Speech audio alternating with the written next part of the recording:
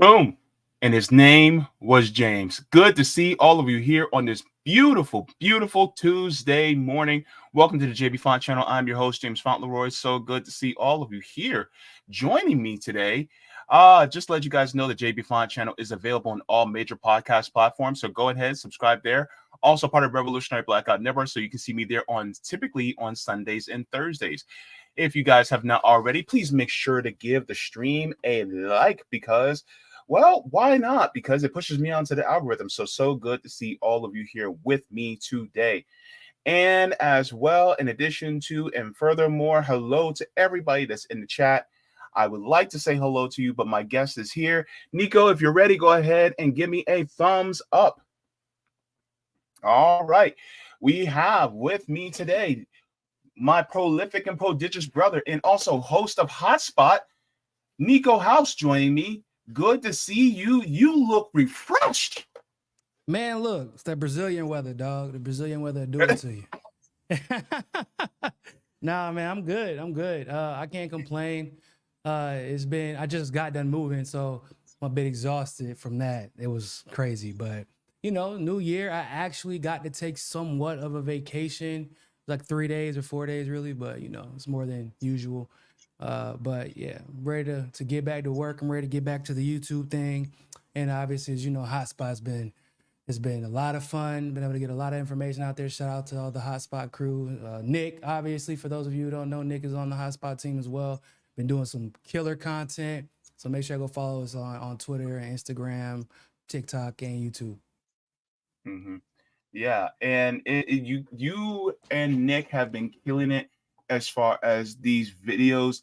And really, the future that we can see, especially with the onset of TikTok, is that Hotspot is really just been knocking it out of the park, especially when it comes to short form content. And that's really the future, is it not?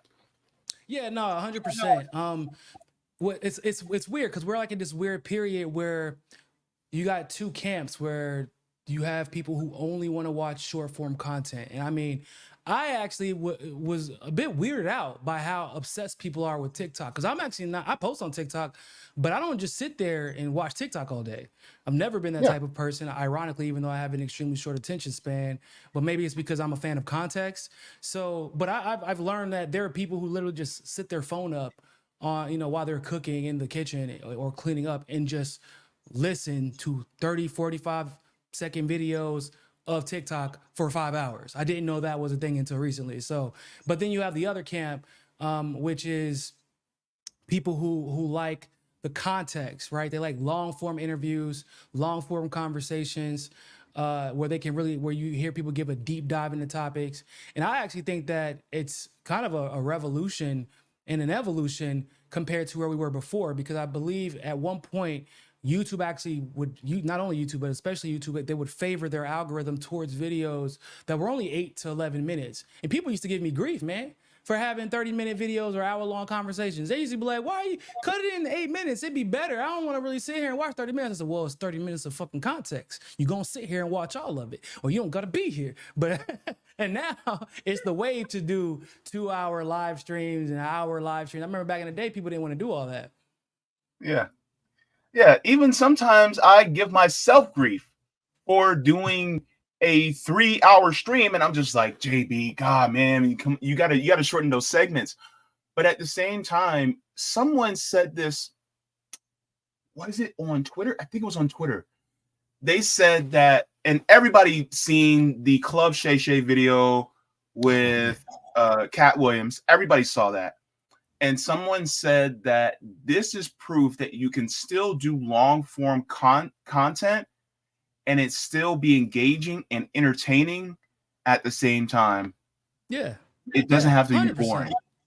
Well, yeah, I mean, I know that because, I mean, despite popular belief, I didn't get my support base from Hotspot, as you already know. Anyone who can go back and look at my older YouTube videos, that's basically what I would do. If my short videos, quote unquote, would be 25 minutes long, and my live streams If you catch me on a good day, you might get 2.5 hours, to be completely honest with you. And that's because I'm like, yo, I got to get up out of here, dog. It's like getting hot. My computer about to blow up. You know what I'm saying? Like, and people like, they don't want 2 hours of fluff. That's the difference. People thought that podcasting in that type of format, long form, couldn't keep people's attention, and therefore you have to put everything in chunks. That's not the case, bro. Like, the truth is, if you're engaging, if you're real, if you're actually discussing topics that are relatable from a place of good faith, in a place that you're trying to educate people, they'll sit there and watch. Cause it's comfort almost. There are people, you can't tell me people wouldn't sit there and watch content like that when we know for a fact, bro. We see people sit here and binge watch not only a series, but the same series 5 times a year.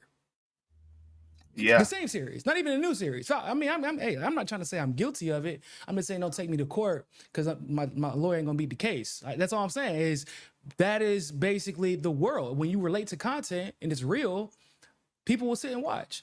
And we try to, personally, that's one of the things that attracted me to Hotspot, was that I had the opportunity to do both things that I love doing. I like doing short videos to bring attention to issues that people should be going more in depth into their research and talking about. Right. Our job is, and Nick, it does especially lately, since he's joined Hotspot, he does a very good job of taking topics he's going to talk about on Revolutionary Blackout Network. He gives you an introduction in Hotspot, and then he'll do a 25-30 minute long deep dive into the details of that video that he did on Hotspot. And both of those videos are equally as important, because for you to know it's important to begin with, it has to get out in front of you. And that's what Hotspot's job is. Yeah, and that's one of the reasons why I think it's so important, because, and also one of the things I think is important, especially those of us who are content creators, and then I'll get into the subject that we're going to talk about today. But one of the things I think is important for us as content creators is to always be adaptable, as well as be willing to evolve with the times, because you can stick that same script over and over and over, but at the same time, if you don't evolve with the times, you're going to get left out in the dust, bruh. And so that's how I see it, especially for those of us who are in this game, especially those of us who are a little bit more marginalized in this game, because there's not as many of our voices. So I think it's important for us to reinvent ourselves, so to speak. And I was talking about this with Savvy Savs a few days ago, but we have to continuously reinvent ourselves. Oh man, that's a brilliant point. I mean, to this day, I've had to keep the same message, but I've had to reinvent myself, reinvent the show, reinvent the way I introduce topics, reinvent my, this isn't my actual studio, but you guys are going to see it in a few days. I have it's for my new podcast called For the People Podcast. Format is somewhat similar to politics, but it's obviously I'm going to be talking about politics, but I'm also going to be talking about just the human element and how politics wraps into that on a larger scale. And that's just a natural part of the evolution of what I've been doing. I didn't just focus on election fraud my entire career. I didn't just focus on quote unquote Russiagate my entire career. I didn't just focus on Democrat or Republican, or like, you got to be able to evolve as a content creator, especially when you're independent. It's extremely important, because you got to go to people where they are at the end of the day. Yeah. So if they are on Instagram, if they are, one of the things that we noticed about Twitter, which was interesting, is just to speak to your point. So the whole reason we decided to do Hotspot for Twitter the way we did it is specifically because it was with that idea in mind. It's like, okay, there's something here for Twitter that we're not seeing or isn't being taken advantage of yet, because we see people post videos on Twitter, but primarily it was videos that they had already done for another platform, and it was very, it was a clip, almost just a clip of a larger conversation.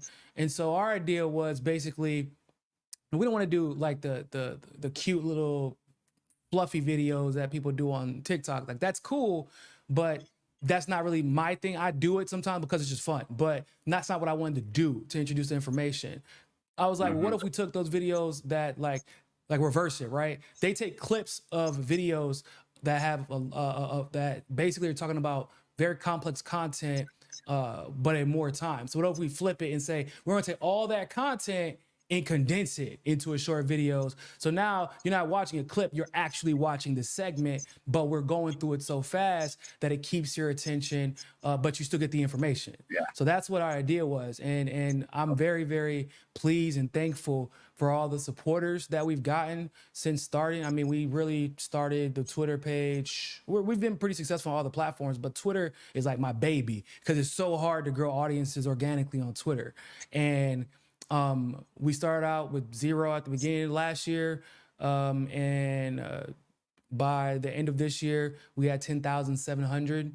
But more importantly, I think that we got like close to 50 or 60 million views. I think it's more than that. We have to check again today because we were actually doing our numbers, but we got like 50 or 60 million views on Hotspot since starting it on Twitter, which is insane because you can't we didn't realize it until I guess we just had a conversation about like, yo, has anybody else been able to post content every single day and get the numbers that we've gotten? You got somebody who might post one video that go viral from that one video, but then the next day, you know, for whatever reason, the content doesn't necessarily hit the same. They take about another 2 weeks off and then they'll post again. But, you know, we're generally posting content every single day, and at some points 2 times a day, outside of the videos that we post, the viral videos we post, but like just the covers that we're doing. Sometimes it's 2 times a day we're posting and getting crazy numbers. And that just speaks to how you really have to come up with new ways to reinvent the way you present the information that you like to cover. And so that was the idea. And we're very, very thankful to everybody who's really helped realize that goal.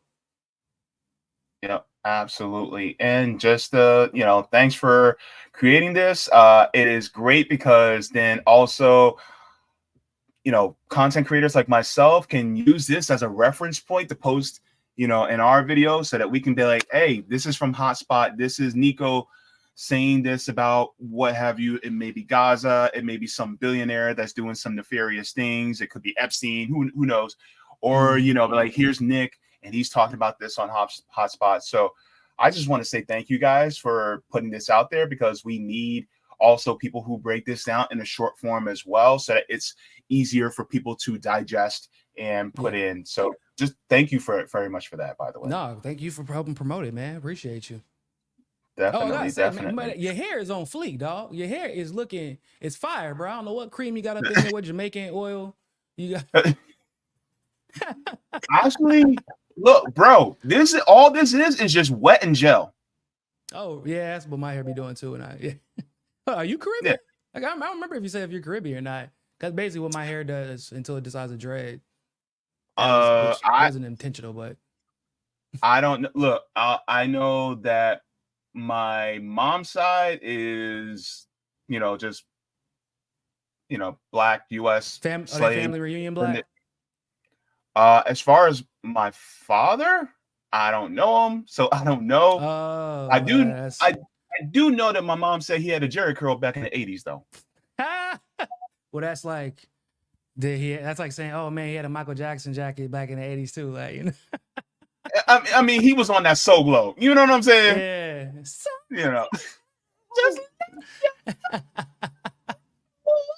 sorry, I'm getting a little ahead of myself.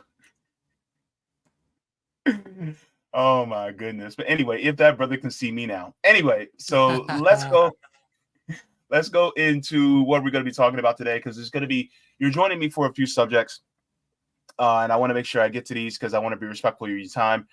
But one of the first things we're going to be talking about is I wanted to go over this. NYC blocked. This is a interesting turn of events that has happened in New York City. We have a lot of people who are blocking and NYC bridges. We're going to be talking about that. That's going to be kind of a short segment. We're going to talk about that. Then we're going to be talking about this. Mehdi Hasan said, I'm done. This is good. I have a feeling we're going to laugh about this. I just have a feeling we're just going to have a little old chuckle. And then I'm going to be talking about this, where Elon Musk says essentially unions is the NLRB is unconstitutional. We're going to get Yeah. into that. That's going to be interesting. Then I also have a group from Orlando, Real Orlando. They're going to be joining me about treating them like criminals. That is going to be a great subject we're going to be talking about in regards to homelessness. And then I'll also be talking about you can light up off the clock. So that will be my finishing segment here. It's going to be, yeah. Yeah. Yeah. They We're finally going to did talk about, something right out there. Finally. Good God. yeah. Yeah. So I can't wait to talk about that too. So as far as some of the subjects that, we're getting into today, one of the things that I wanted to start off with was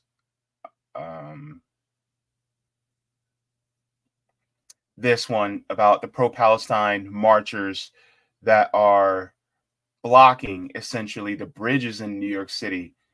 What's your opinion on protesters essentially blocking bridges or blocking roads? Block Because shit. I I mean, know I don't, you are more of a free speech absolutist, but I just want to get yeah. your take on it. Yeah, no, block shit. Like, I mean, I don't know. People can't, I don't know. What's funny is my take on it is protests are protests. I'm one of those people that like the fact that we have, when people say they didn't have a permit for that protest, duh, motherfucker, it's a protest. It isn't like a protest at your convenience. It's a protest. And I'm like, felt that way about protests regardless of what the subject of the protest is. Now I know there are a lot of people on, there are good folks on both sides who will flip-flop when it comes to protests.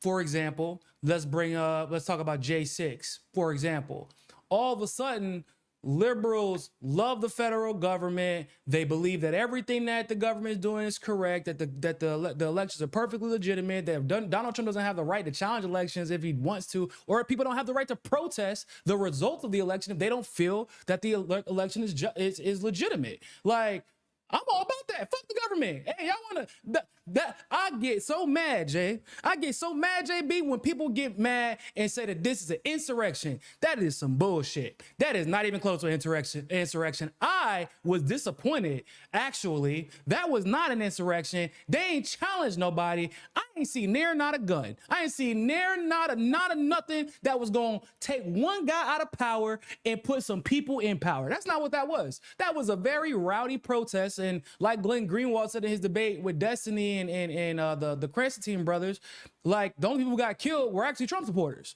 So, but then on the other side of that fence, you got the conservatives, right? Who will say, run them over. They're stopping traffic. What happened? So we don't like protests? Because it's inconvenient? Like, that's the whole point of a protest. Because I remember those same conservatives during the pandemic. They were chastising people and attacking what's his name, Trudeau, because he was doing what? Punishing protesters for blocking traffic. Most of whom were conservatives. And they were pissed and calling Trudeau a fascist and saying that he was infringing on their what we would call our First Amendment right, or the right to protest. Because he was a fascist. Mm-hmm. Sending those protesters from January 6th to jail for protesting is also fascist.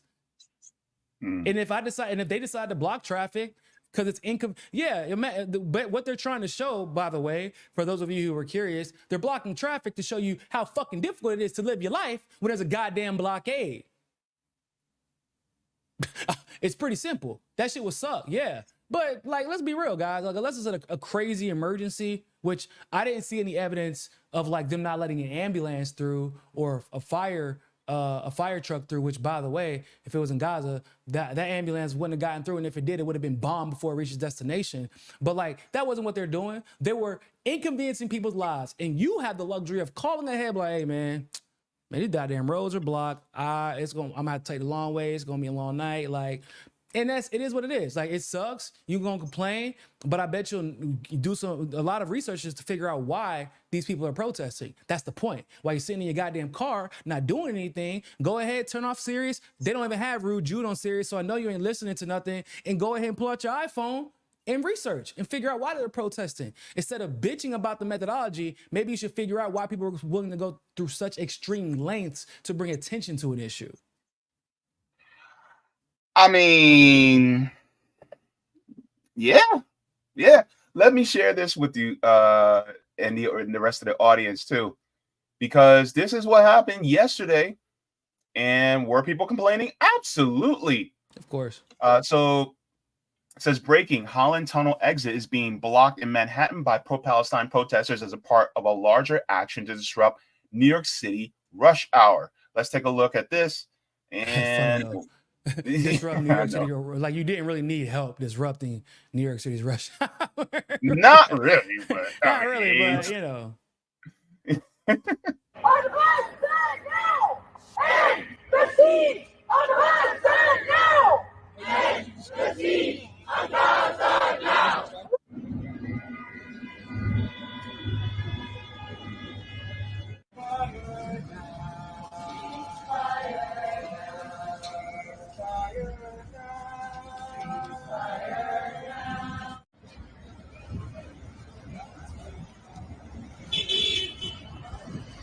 They say they want peaceful protest. That's about as peaceful as you're going to get, honestly. They say they want peaceful protest. It's peaceful protest. Peaceful does not mean convenient. I don't know why people keep confusing the two.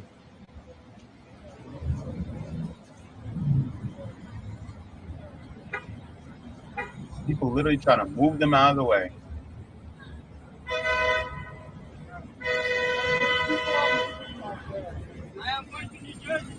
But there's people on the street back there right now. All right, now they lucky, motherfucker. You know, New York, you hit a pedestrian, that's your ass. They don't give a damn what the reason is. It's always your fault. Don't fuck around, pay somebody. Don't fuck around, pay somebody medical bill. Nope. All right. Because if you hit it, because guess what? That's a liability. If he touches them with his car, and if they get hurt, that's a liability for him. Yeah. Y'all see any deductibles out here now? All right.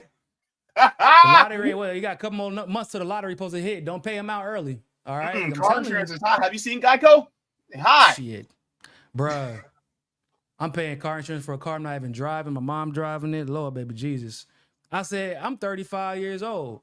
How the hell is my insurance going in the opposite direction? That is not the lie I was told whenever I was growing up. My insurance is supposed to be cheaper now than it's ever been. We ain't gonna get into that though. That's a whole different rant. I'm not gonna get into that right now. I'm pissed, bro. I'm pissed. Why my goddamn car insurance is about as much as my rent? Oh my God. Anyway, go ahead. Yeah. I mean, it's crazy, you know, but at the same time, does that guy really want to make that? Does he really want to take that risk? And especially a lot of these people who are willing to take that risk are taking it for rich folks who don't give a shit about them, that just take their surplus labor anyway. So it's like, why are you risking that for them? Right? Yeah. It's like you literally have an excuse to not, you know, and boy, if you drive it on the clock, man, I'd be like, hey man, I ain't gonna be able to make it, boss, man. He's wrong. Hey, look, I got a picture. I got a picture this time. I'm trying. I'm trying. Boy, I'll be sitting up there drinking the sweet tea, kicked up. Hey, boss, they what you want me to do? I can't hit them. That's gonna be on you, dog. Like, I would have shit. I'd be like, thank y'all, man. I really did not feel like working today. I cannot tell you how much I appreciate it. I be thanking the protesters. I'll be like, yo, y'all stay out here. Y'all be out here tomorrow. Yeah, y'all gonna be here tomorrow. All right, I'm gonna slide through to get some bagels for y'all, man. Y'all want some bagels? I'll bring some bagels. Dunkin' Donuts. Go get them bagels, bro. But like I said, I don't like the fact that people conflate peaceful with convenience when it comes to protesting. That's not how protests work. If the protest isn't fucking convenient, then nobody's gonna goddamn pay attention. I don't know why it's so hard to understand. Like, 2-year-olds don't throw hissy fits because, like, they don't throw hissy fits like this. Mother, I am absolutely perturbed by your behavior. So I'm going to stand over here quietly in the corner and not bother you so that you understand how upset I am at this situation. No, they kicking shit, throwing shit, kicking you, punching the ground. If he white, he might bang his head up against the wall. Like, that's because it's like, nah, you're gonna pay attention to me. That is what a protest is. And at the end of the day, if you have a problem with that very, very basic quote unquote disturbance of the peace, if you will, like, then you're not pro free speech. You're not pro First Amendment, rather, right? Whenever people there, that's how I felt about the liberals when they were bitching. Whenever people were out there protesting the lockdowns, or conservatives when they were bitching, when people were protesting, oh my God, y'all burning property and burning their community. First of all, we already talked about this, white people. That ain't our shit. That is not black people's shit. Stop acting like it is. We keep telling y'all this. That's why they don't give a fuck. They ain't going to the hood and burning down the hood. They going right outside that motherfucker, right outside where you gentrified, and they burning that shit down. That's not their fault. That is what it is. But at the end of the day, property can be rebuilt, bro. But that's protesting, dog. You need to show people, especially the people in power, how pissed you are and how far you're willing to go and how desperate you are to achieve your means. Like, that's just, it is what it is. It's not fun. Protesting isn't supposed to be fun. It's not pretty. Protesting isn't supposed to be pretty, because whatever you're protesting, likely in some way, form, or fashion, is a life or death situation, whether it's life or death now or life or death later on down the line, but it's still a life or death situation. Yeah. Especially this one. Like, if there was ever a reason to block fucking traffic, I feel like 10,000 kids dying at the hands of bombs from being dropped by Israel, signed by the United States of America, is a perfectly justified reason to stop traffic. Yeah, absolutely. And you have them literally sitting on the ground in cold weather. Like, this is not a picnic. And so for them, it's like, okay, yeah, we got to do this. Why? Because people are literally dying in a country by means of our federal dollars, right? Bro, y'all know how long, y'all got to know they suffering, dog. JB is living in Florida. He got a jacket on right now. It's probably 80 degrees out there. JB got, so you know, if they're up there in New York in the middle of, they freezing, dog. And that they're still, you think they're wearing a mask, they scared of COVID? No, they're freezing to death, but they're still out there. Why? Because that's how much the issue means to them, and that's how far they're willing to go and what they're willing to put themselves through because of how important the issue is. More, imagine if everybody blocked traffic. Imagine the motherfuckers blocked the entrance to the Capitol before Congress with them for a stupid ass vote that we know, to give money to the military industrial complex, to give money to Israel, to do whatever, to steal elections, to allow AIPAC to steal elections. For on behalf, kick out Cynthia McKinney. I was looking at a video today, a clip. There was a race in Rhode Island where they were trying to get out a Republican, actually, because he wasn't pro-Israel enough back in the day. So, like, imagine if people block traffic so that people would pay attention to AIPAC.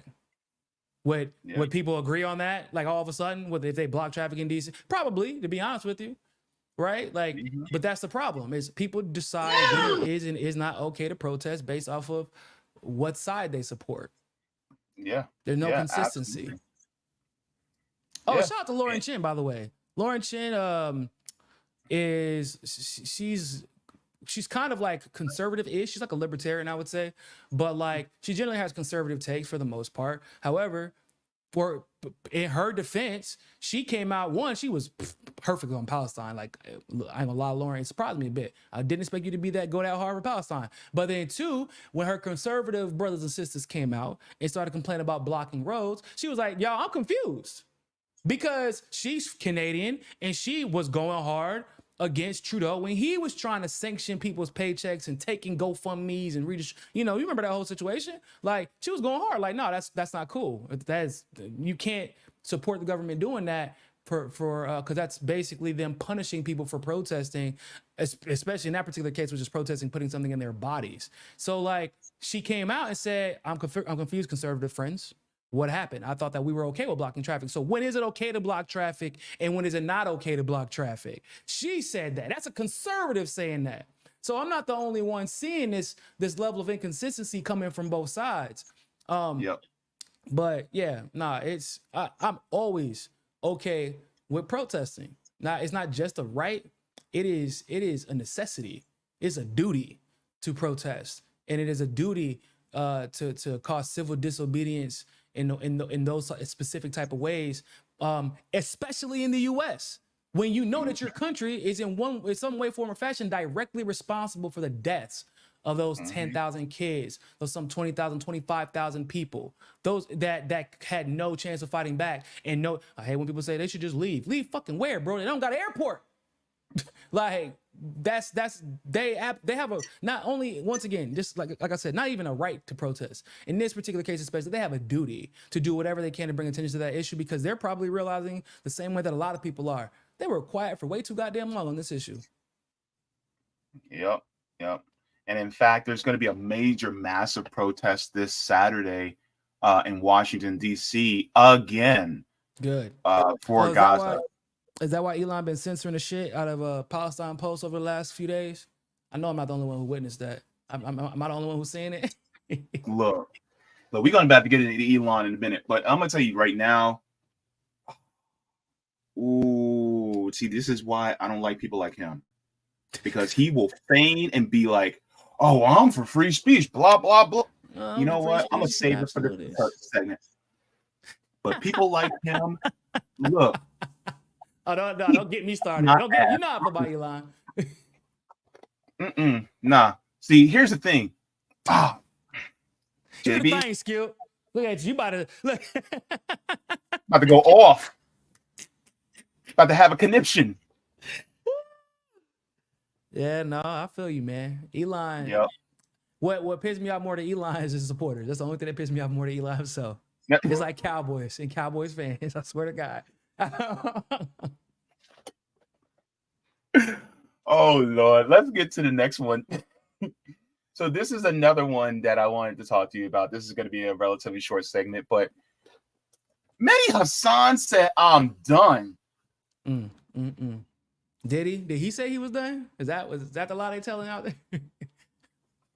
Is that what they telling people? I mean, I know he's done with MSNBC. Nah, but I'm saying he's saying that he's done with MSNBC. Like he ain't done. They were done with him.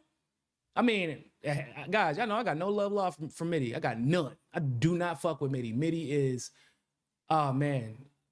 Am I allowed to cuss on your show? I can't remember. It's like one of those situations where I can't, because he's a punk ass bitch. You can edit that out later, but he's a bitch. I cannot stand Mehdi Hasan. I don't like he does the whole everything. He's always a victim until somebody else is actually the victim. Then it's why are you complaining so much for? They're always turning themselves into. He always wants to throw out his little "I'm a Muslim liberal" card whenever it's convenient, but then he wants to turn around and be as neocon can be when it's also convenient. But like the reality of this situation is, because if you recall, whenever this whole situation popped off with Palestine and Israel. It was him and two of his colleagues from MSNBC who lost their shows at the same time. Yeah, like it was Mehdi Hasan, Ayman Mohadeen, and Ali Velshi. All were completely axed from their shows at the time of when Palestine started having more consistent bombing after October 7th. Yeah, and two of them hadn't even if I'm not mistaken, they didn't even really tweet like that. But one of them was in Gaza covering, or at least in Israel, and trying to get into Gaza, trying to cover the story on the ground. So I don't think that's any better. I think that's worse. Like basically you decided, now we're not about to have no Muslim at MSNBC telling the world what's happening in real time from the ground. It's already bad enough they have Joy. They're allowing Joy to do it, right? They're not about to allow a Muslim do it. And then the other guy just went dark. I don't remember what their excuse was for him. And then Mehdi went dark, and everybody was waiting for an answer. Like, hey, Mehdi, so this is kind of weird. We noticed all the Muslims at your network don't have shows anymore, and they didn't really give a reason. Like, Mehdi's going on vacation. It's just a coincidence. Something like that. Come up with a fucking lie. Everybody was waiting. And his show kind of gradually returned about a month or so later, and then his contract, because what people got to remember is Mehdi's in the middle of his contract. His contract is it's still ongoing, which means he's terminating early. Why? Yep. Why? And what happened to the other guys? Well, I don't think they got their shows back either. But obviously, Mehdi was the most popular of the three. So what happened? And we know what happened. Mehdi got fired for being Muslim during a conflict. And to be fair to him, he's been very good, really, on discussing this issue of Israel and Palestine. Gotta give him credit there. He's actually been Good. I thought he was going to sell his people out completely. You know, I thought he was going to hit a little Don Lemon on him, but nah, he actually was consistent and he paid for it. You guys, I don't know why people think that you can tap dance and that somehow the establishment will go back into your file to look at how many times you tap dance for them to decide how they will proceed when you finally decide to buck their system. Like, no, you don't get to. No, the moment you do it, you're done. Yeah, that's how it goes. Like, and this is no shade to Mark Lamont Hill, but Mark Lamont Hill was on CNN, and the moment he went to the UN and said, you know, from the river to the sea, Palestine will be free. Next thing you know, CNN said, ha, ha, ha, kick rocks. Yeah. And they asked him, they were like, hell no, you ain't doing that. And that was before the ADL actually labeled that as a quote unquote anti-Semitic phrase. That was before that. It was just merely the fact that he was advocating for Palestine at all. Right. So what we're noticing, and by the way, I mean, if Van Jones I'll give you another example. If Joanne Reed had spoken during the 2020 campaign about Kamala or Joe Biden too, but Kamala, but by section, mostly Kamala. If she had talked about everything that Kamala had done, from the perspective of a black woman, from the experience of a black woman, and how damaging that is to our community, she would have been fired too. Because those experiences are legitimate. Why do you think they work so hard to make sure that we don't fucking get those positions? They want to make sure they have someone controlled in those positions because they understand experience leads credence and credibility. And Mehdi, being Muslim, being Arabic, that actually adds some credibility to what he's saying, especially considering, and this is to liberals, by the way. He ain't telling us nothing. He ain't said nothing to a can of oil when it comes to actual leftists, right? When it comes to actual independence, when it comes to the people who have been advocating for this issue, for the freedom of Palestinians, for the freedom of Gaza, the end of the apartheid there. He ain't saying nothing new to us. But them liberals, the liberals that he told to vote for Joe Biden, they listen. Vote for Kamala, they listen. Said Trump should be arrested, they listen. There's no such thing as election fraud, they listen. Russiagate, they listen. And they still listen to this day. He's an idiot, but they still listen. But then he's saying, hey, man, Israel wrong. Now, all of a sudden, their ears perking up again. Like, oh, Israel's wrong? So now they got to do their deep dive, and they're going to find out, oh, shit, they're really wrong. Because Mehdi was giving a damn near a censored version of it, of what was going on. Even though he was right on the issue, he's been given a censored version of it, probably for the sake of his job. But, yeah, those accounts that were removed from Twitter today. Now, I ain't going to go on all that shit, but most of those accounts are liberal accounts that are right on Palestine and Israel because it's an obvious fucking issue to be right about. Like, it's easy. But a lot of those accounts are liberal accounts.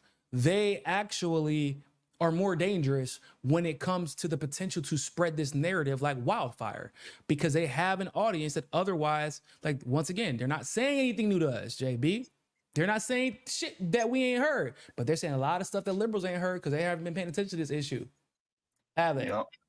And they blindly, you can't, some of the stuff that these neoliberals say on Twitter or whatever, like, you can't really say that the people who follow them are thoroughly researching before they actually take whatever those people say is the truth. You can't say that. And so, well, you think they're going to start all of a sudden with Israel Palestine? No, they're going to be like, oh, this person said that. My little liberal blue check mark over there. Well, shit, I believe it too. Free Palestine. That's how it goes. So they're more dangerous. Yep. Let's take a look at what Mehdi Hasan said. And we'll read about what actually happened. Because, I mean, it's Mehdi Hasan said a lot of nothing to me, but let's go. He did say a lot of nothing. He did say a lot of nothing. On MSNBC. Really, though? Has it, Mehdi? For the past 3 years with an amazing team of producers behind me and with all of you watching at home. It's been a privilege. It's been a pleasure.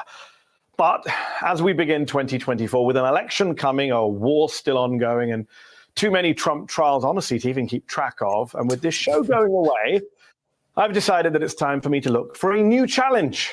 Tonight is not just my final episode of the Mehdi Hasan Show. It's my last day with MSNBC. Yes, I've decided to leave. To be clear, I am so proud, so proud of what we've achieved on this show, on this network. And I can't thank you all enough for tuning in and for your support and for your feedback.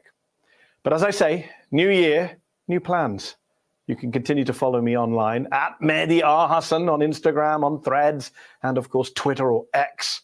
I'll give you updates on what's coming next for me. For now, from me, for one last time on this network.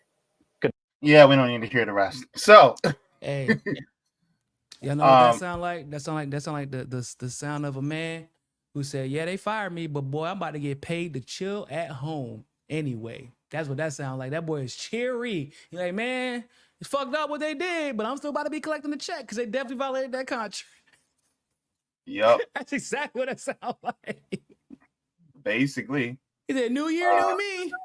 Yep. Do this. No, it's still messed up what happened, to be honest, because like, dog, like they out here firing people for being Muslim. Like, that's insane. Yep.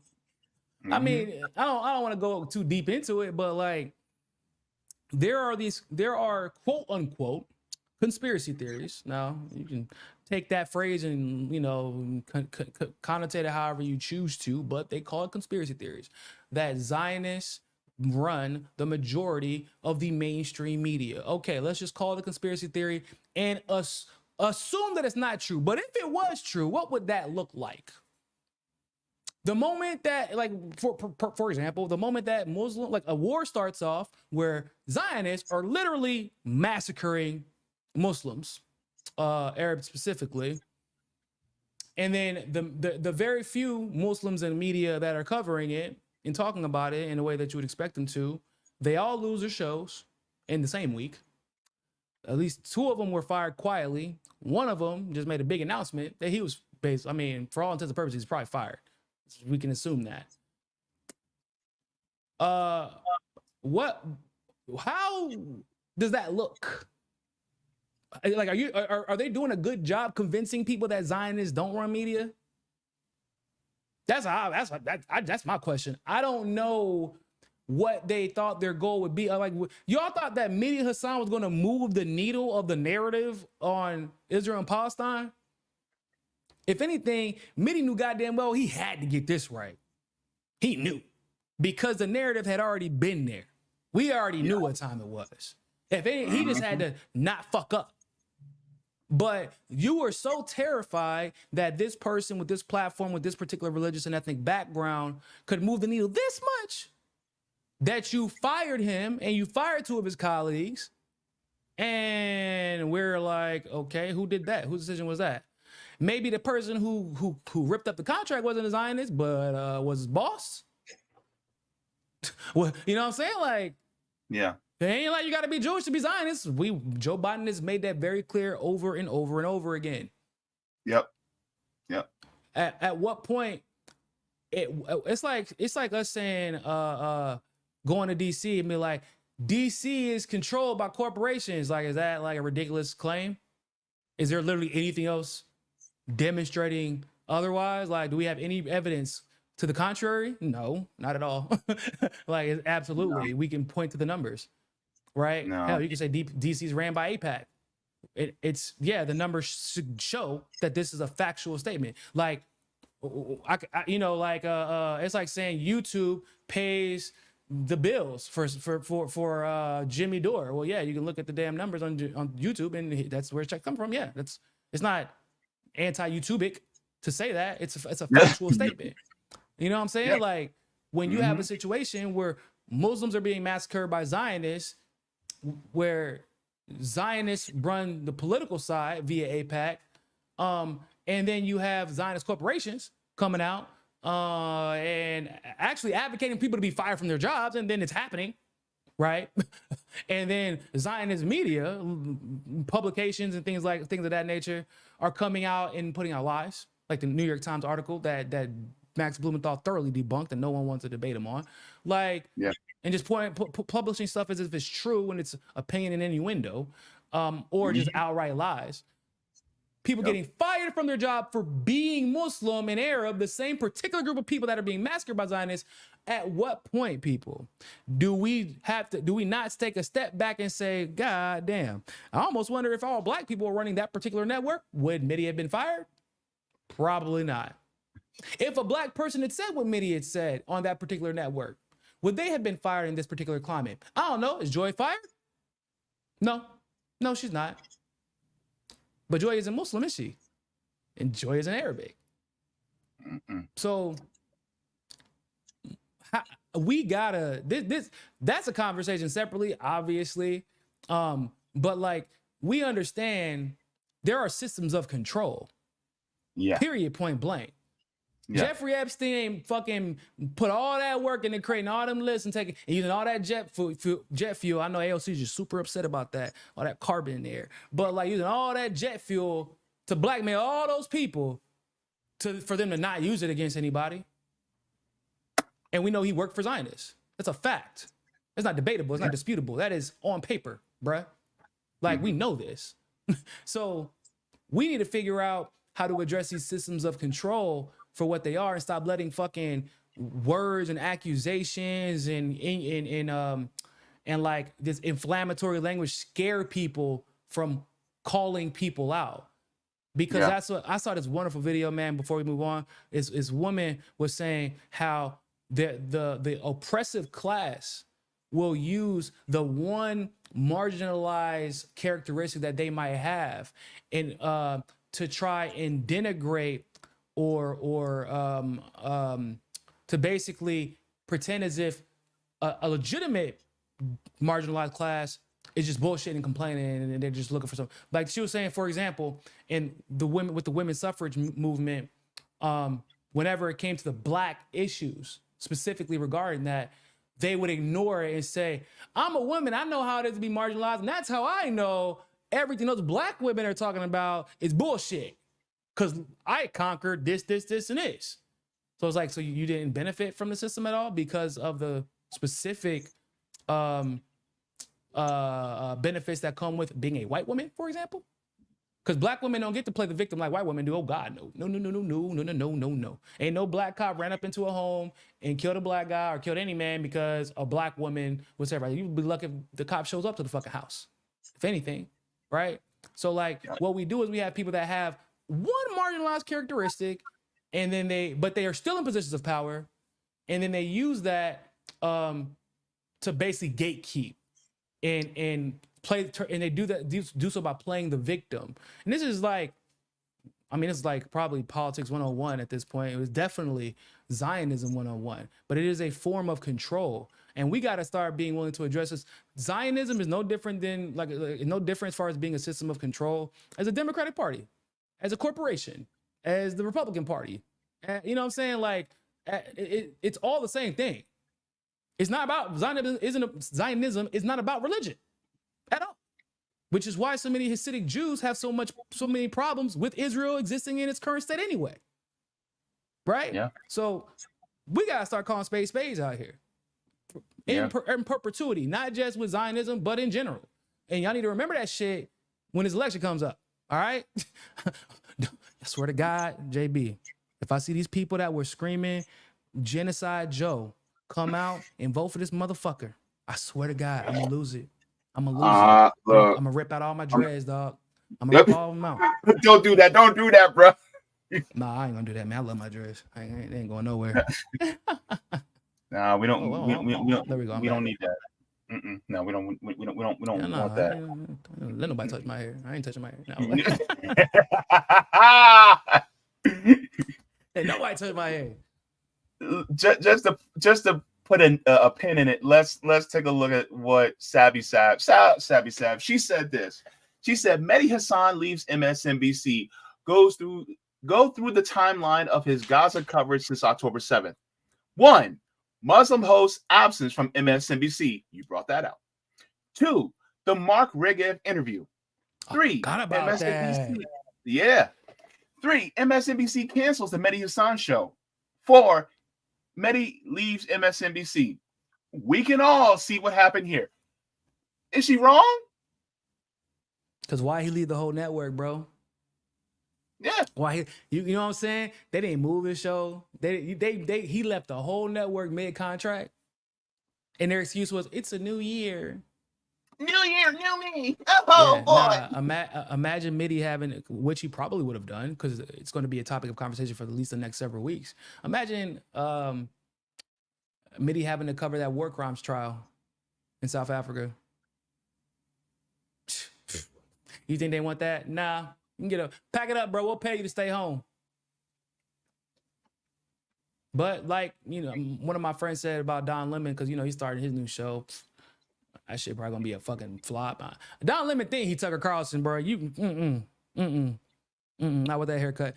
But it's gonna be the same thing where I think he's gonna potentially, like my friends, he's like, maybe he's gonna be a different Mehdi because he's gonna see the wave that Glenn Greenwald on the left started, and you can juxtapose that with, you know, Tucker Carlson on the right, and try to toe this line of independence where possible. Because honestly, shit, that's where the wave is now. Y'all are welcome, by the way, for that. You know, we're gonna talk about that. Y'all welcome, by the way, for that. But yeah, maybe that's what he's gonna try to do. For you know, I don't believe it's in good faith, but it's a possibility. You saw the Krassenstein brothers try to do the same shit, where they try to walk this bullshit line that they're still neoliberals, but they try to pretend to be objective. That could be where Mehdi is headed, because he just found out in real time, oh shit, I just bought all these expensive ass tap dancer shoes, and now they're just gonna be chilling in the closet. Fire me anyway. I just wanted to do the hustle one time. I tried to crank that Soldier Boy one time. One time. They're like, nope. Oh, no. We pay the tap dancer. We don't pay to fucking crank that. So yeah. Due to the sake of time, I would, we're gonna move on to the next, the final story. So he said, "F them workers." Look, Elon Musk, I'm telling you right now, this dude. Okay, let me just go to this. Golly, I should have brought me some liquor for this segment. This is out of the Hill. It says SpaceX in new lawsuit claims NLRB structure violates Constitution. What in the heck? Nico, I need you to make some sense of this. The South African apartheid illegal immigrant to Canada is definitely a constitutional expert. So maybe you should pump your brakes, JB. Maybe you should listen and hear him out. Okay. Okay. Let's get into this article.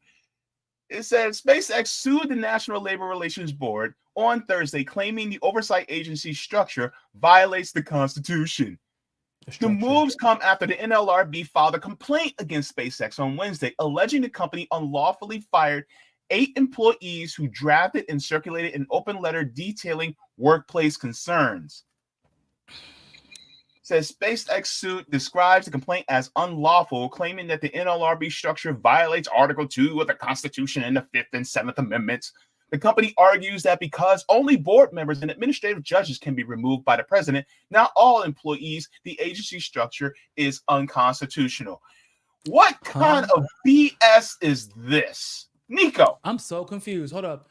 What's his argument? What's the argument? It says Article 2 of the Constitution and the 5th and 7th Amendments are being violated, basically. Because only the president, only the who can fire who? I'm just confused as to what does have to do with the board. Yeah, it says only board members and administrative judges can be removed by the president, not all employees. The agency structure can be removed by the president, like the president of the United States. I guess that's what they mean. Or the president of the company. Doesn't specify. Maybe he's talking about, maybe that could be what he means is like, no, I guess it would mean the president. Because you can't, even as a president of a company, you can't unilaterally fire board members. So maybe he's complaining because of NLRB, but they don't even have the ability to fire to take away board members, do they? What the fuck is he talking about? No, it says the existence of unconstitutional removal protections inflicts it twofold harm. It limits the president's constitutional authority, of course, the suit reads, but it also produces an administrative bureaucracy that operates on regulated parties without the constitutionality required degree of electoral accountability. But that was about the most bullshit I have heard in one sentence. That man, they didn't say a goddamn thing. It limits the president's constitutional authority. How? So he's talking about the president of the United States. Who's getting removed? Okay, so I guess my question is, who's getting removed and why the fuck are they complaining? I'm confused. I know it doesn't happen very often, but what's going on? Why is this a point that Elon is attempting to make? Because here's why I'm asking. This is why it scares me, JB, is people forget SpaceX is inextricably linked to the United States. It is a Pentagon entity. Their money comes from the Pentagon. They're not fucking flying people, civilians into space. They're building weapon systems for the Pentagon to transport weapon systems to anywhere in the world within 1 to 2 hours. That's what it is. So if SpaceX can challenge the government here, because that's what effectively, this is a lawsuit against the government, because the NLRB is technically an entity of the government, correct? If I'm not mistaken? Yeah, I mean, NLRB really is just, an advocacy group for especially not just labor, but also unions as well. Yeah, but they're not really that effective anyway. But what it not does, really, not like they should be. I would put it that way. They have like very small victories here and there, but the reality is that like it's the precedent separate from the NLRB that could be a problem. That's my concern, because SpaceX, the what usually happens is when you're suing the government, you can run out of money real quick, right? That's just how it goes, because they have unlimited money and you don't, unless you're a corporation that has a shitload of money and really good lawyers. Now, in this particular situation, SpaceX effectively has unlimited money because they are effectively a government entity. To buy stocks in SpaceX, you'd have to buy stocks in Google. To buy stocks in Google, you're effectively buying stocks in the government because the government owns Google. I mean, it's a long story to explain how that is, but just trust me, that's how it is. So they have unlimited money. SpaceX has unlimited subsidies from the government on top of all that. So like, absolutely, what drove Elon and SpaceX to have a lawsuit about these type of business practices and the constitutionality of firing board members and et cetera, like effectively, it looks like they're trying to stop all organizations from being able to unionize and effectively, potentially, any strong union, like potentially stopping them from being able to remove people. Because like you have unions in situations where they can vote, they're voting members of the board, and they can remove members. Yeah. So here's Elon. This was, I find to be pretty interesting, where he was talking about the idea of unionizing, and this was some BS to me. This was only a month ago. Here's Elon here. Because our China team is the best China. How worried are you that the unionization effort that just took place I shouldn't say effort, but the new wages and the like at GM and Ford they're coming. Effort, what? And they are coming for you. What is that going to mean to you and your business? Well, I think it's generally not good to have an adversarial relationship between people on the line, one group at the company and another group. In fact, I disagree with the idea of unions, but perhaps for a reason that is different than people may expect, which is I just don't like anything which creates kind of a lords and peasants sort of thing. And I think the motherfucker, that's your whole what? What? I'm not saying. What do you mean, Elon? Yeah. So your solution to solution to preventing a lords and peasants situation is to remove any buffer to ensure that there is a lord and peasants situation.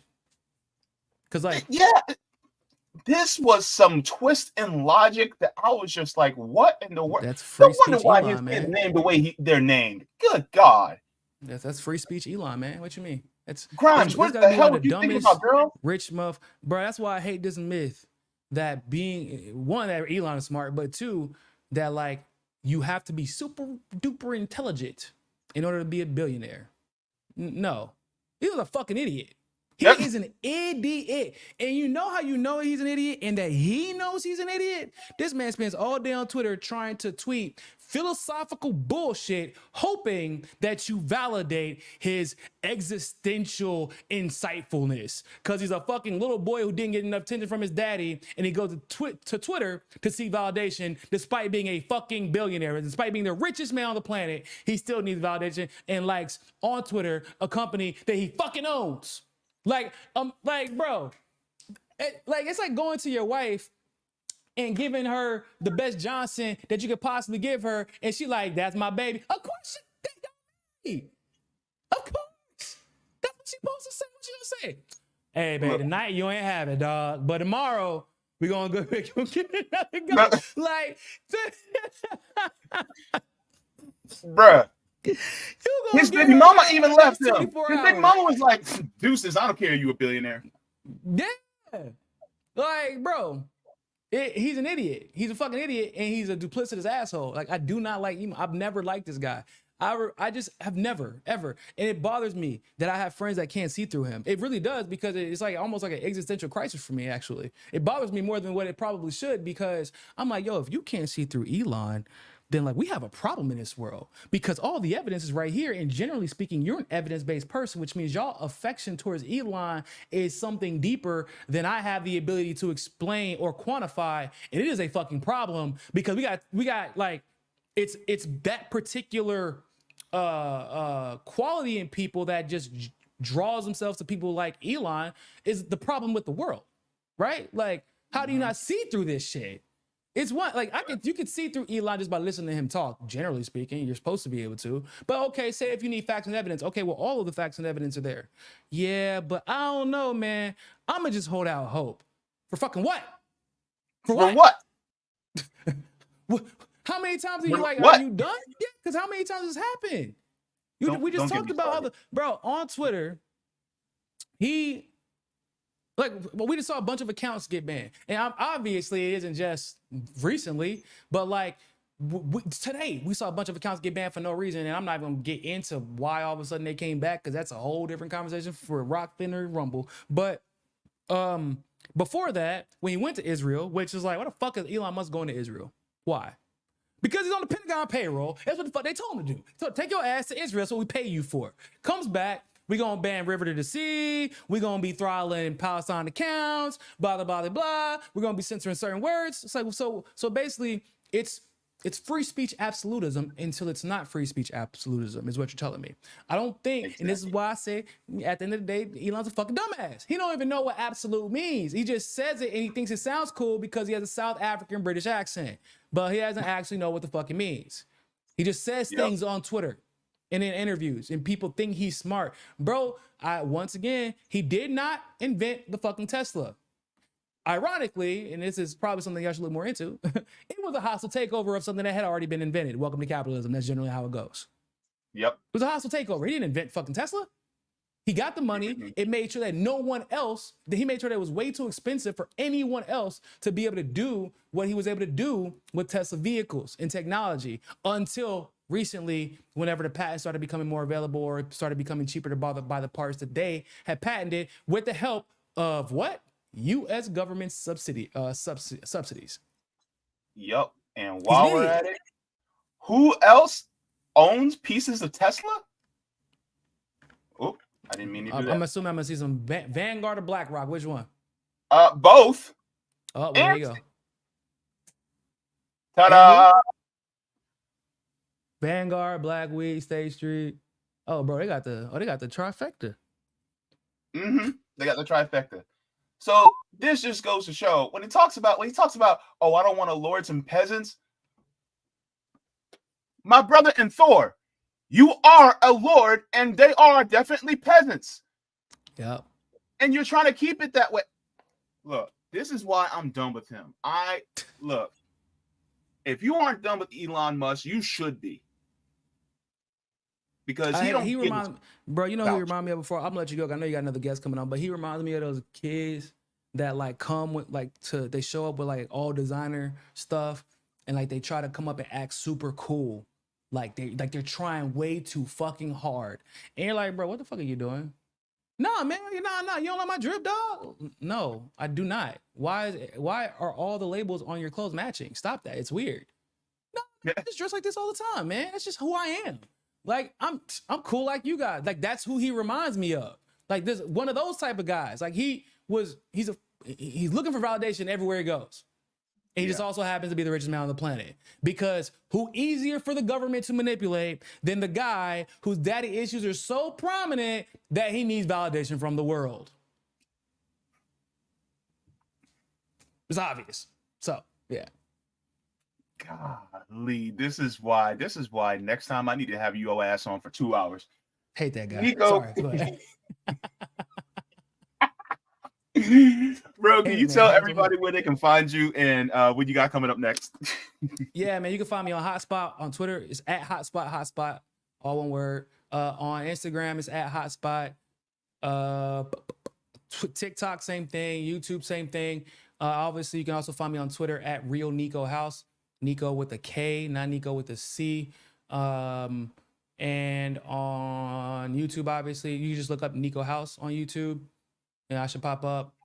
And on TikTok and Instagram as well. I post a lot of content on Instagram too. So y'all make sure y'all go find me out there as well. I actually hit 100,000 followers on Instagram, but then they took them away and then they gave them back again and then they took them away again. I think I'm at like 99.8. It's weird, but yeah, doing a lot of good stuff over there too. So yeah, man, you know, it's meta, dog. It's meta. I try hard, bro. I try hard to not post like super like crazy Palestinian content. I'm like, dog, they gonna kill me. And bro, I posted one thing.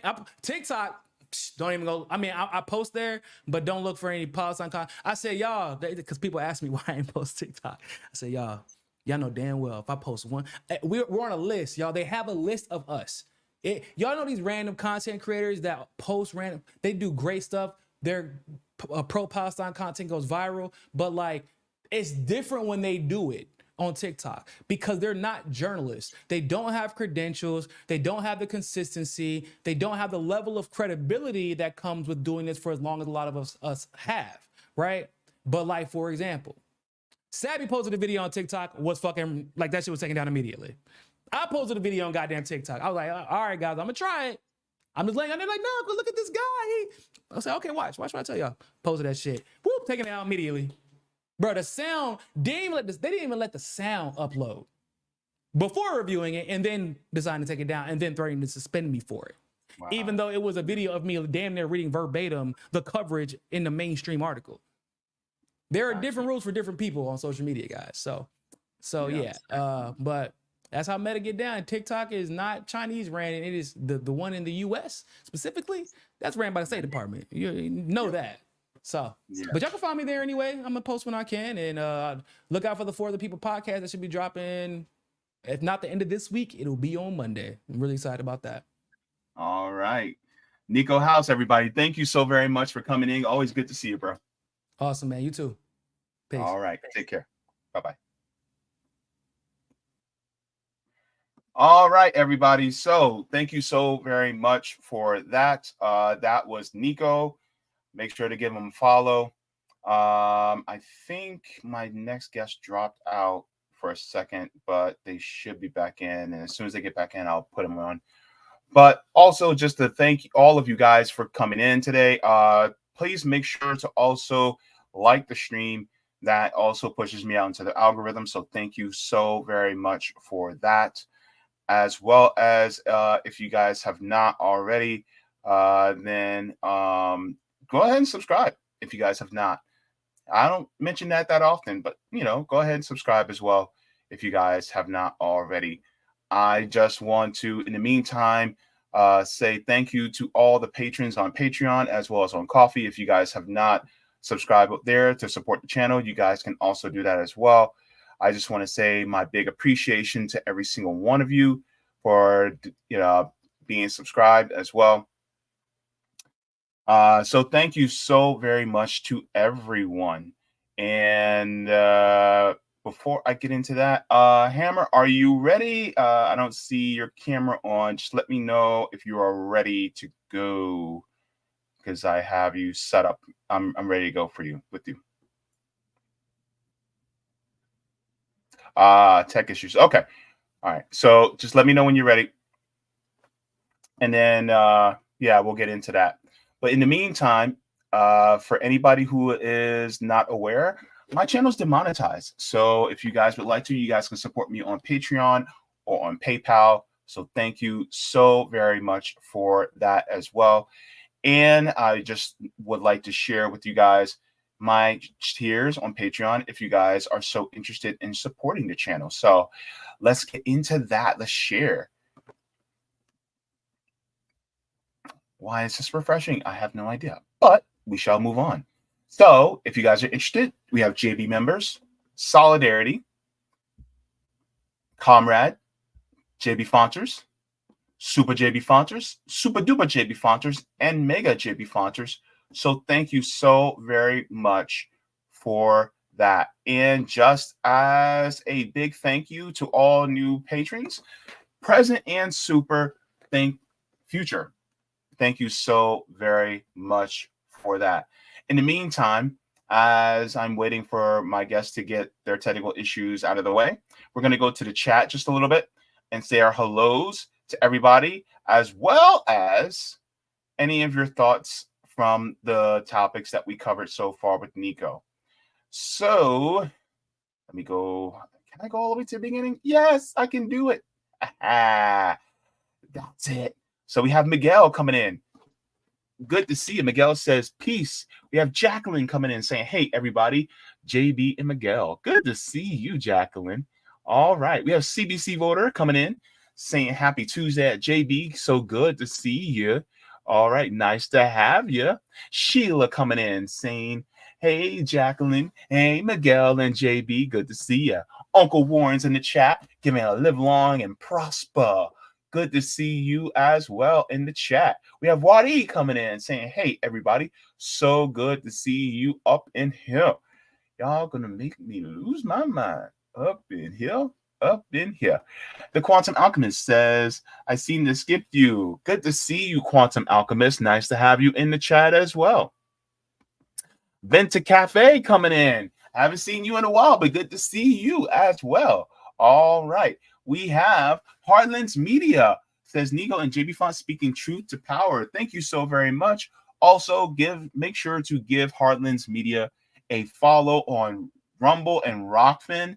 And if you guys have not, make sure if you're on Twitter, X, please make sure to also help them out, especially with regards to their channel, because they're still facing that issue on their channel with the copyright issues, and really is fair use. So go ahead and make sure to support Heartlands Media as well. So thank you so very much for being in the chat.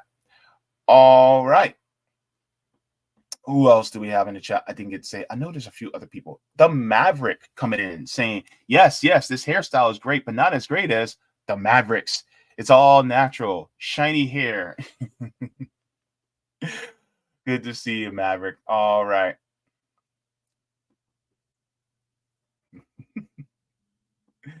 Man, you guys are hilarious. I love you all. You guys are great. Mr. Barak says, quiet protests are useless. Protests are a tool. But you say revolution is inevitable. Yes, I do. I agree with that. I say protests have a usefulness and bringing attention, and also causing a ruckus in order to bring awareness to people, because it's that serious of an issue. So I do think that that is important, but it also brings awareness to people of, look, this is what's going on. This is what we need to do in order to change it. And I'm going to make it so that you have no choice but to see it. So I think they do have their place. Alexis says, I like the mask to disrupt facial recognition software. There's also certain patterns I think that you can wear that kind of obstruct that too. I forget the name of them, but you can also do that as well. All One Same says double standard time. Yep. Gamer for Life says good morning. Thank you so much for being in the chat, Gamer, as well. You see.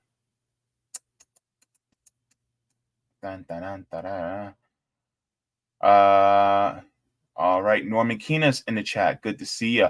Myra Page is also in the chat. Good to see you in here as well.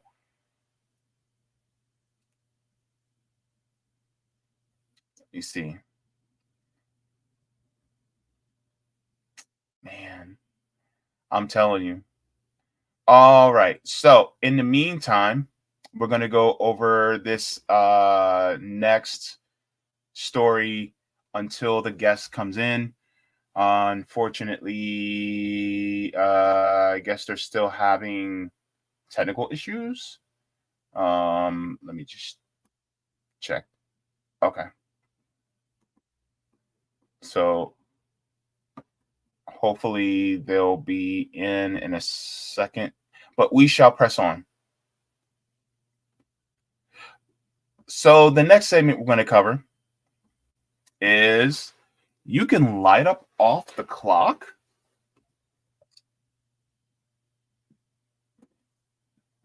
Lighting up off the clock. It's in green, so y'all know what time it is.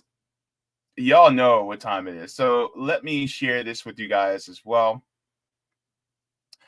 I saw this and I was just like, what? Let's take a look. So I saw this on Twitter, and let's take a look. See. So I like this account. This is called Say Cheese. Says urine tests for are now banned in California.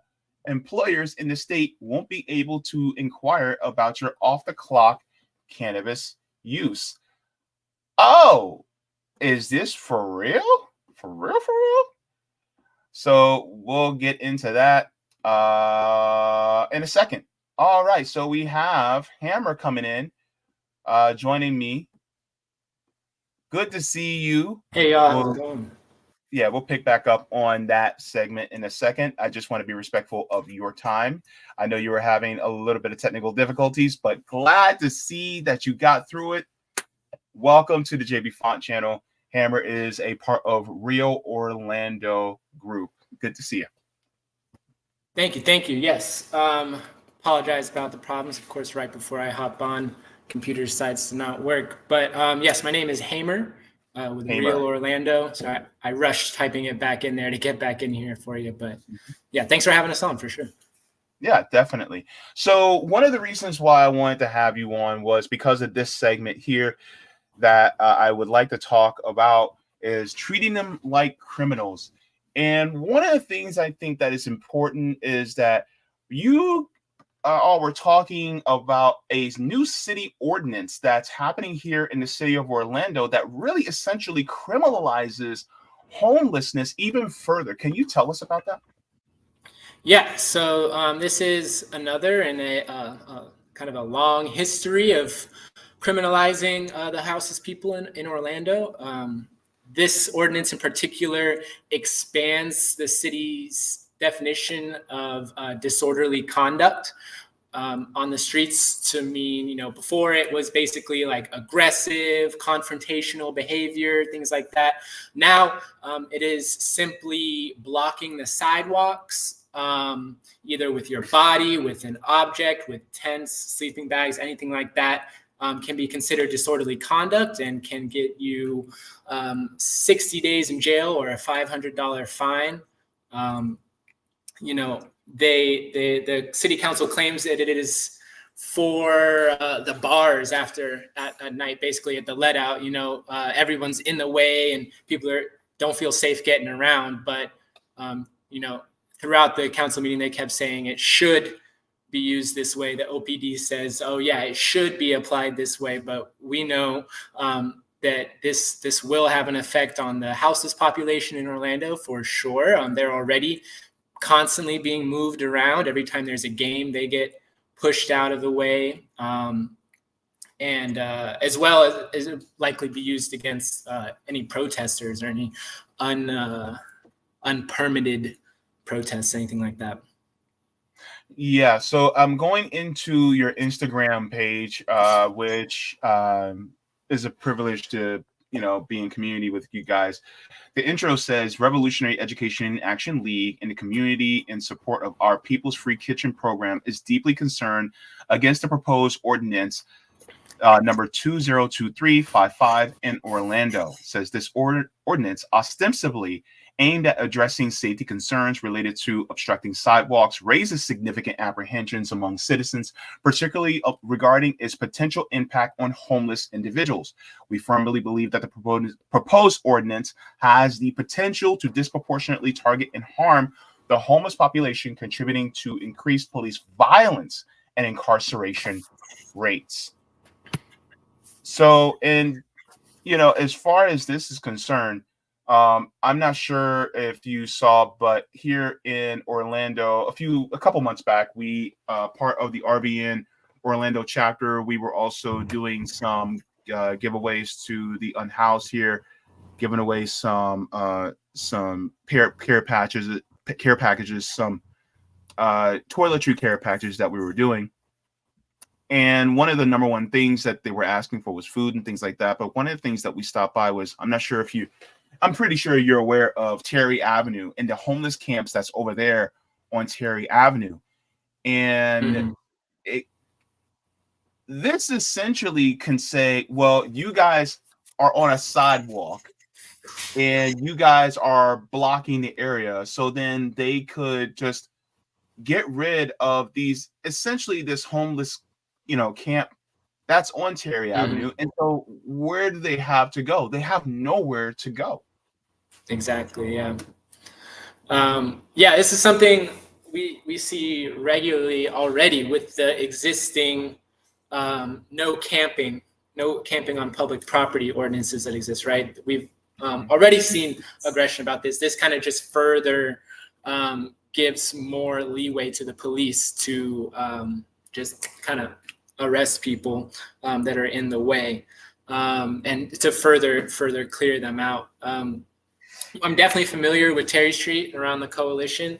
One of our programs is the People's Free Kitchen. So every Sunday, we're in Paramore serving around 100 meals to the people. And we, being in community with them, talking to them, we hear about how OPD comes through, destroys their property, tells them to move on. And, exactly like you said, where else do they go? Just a block over for a couple hours maybe or something. But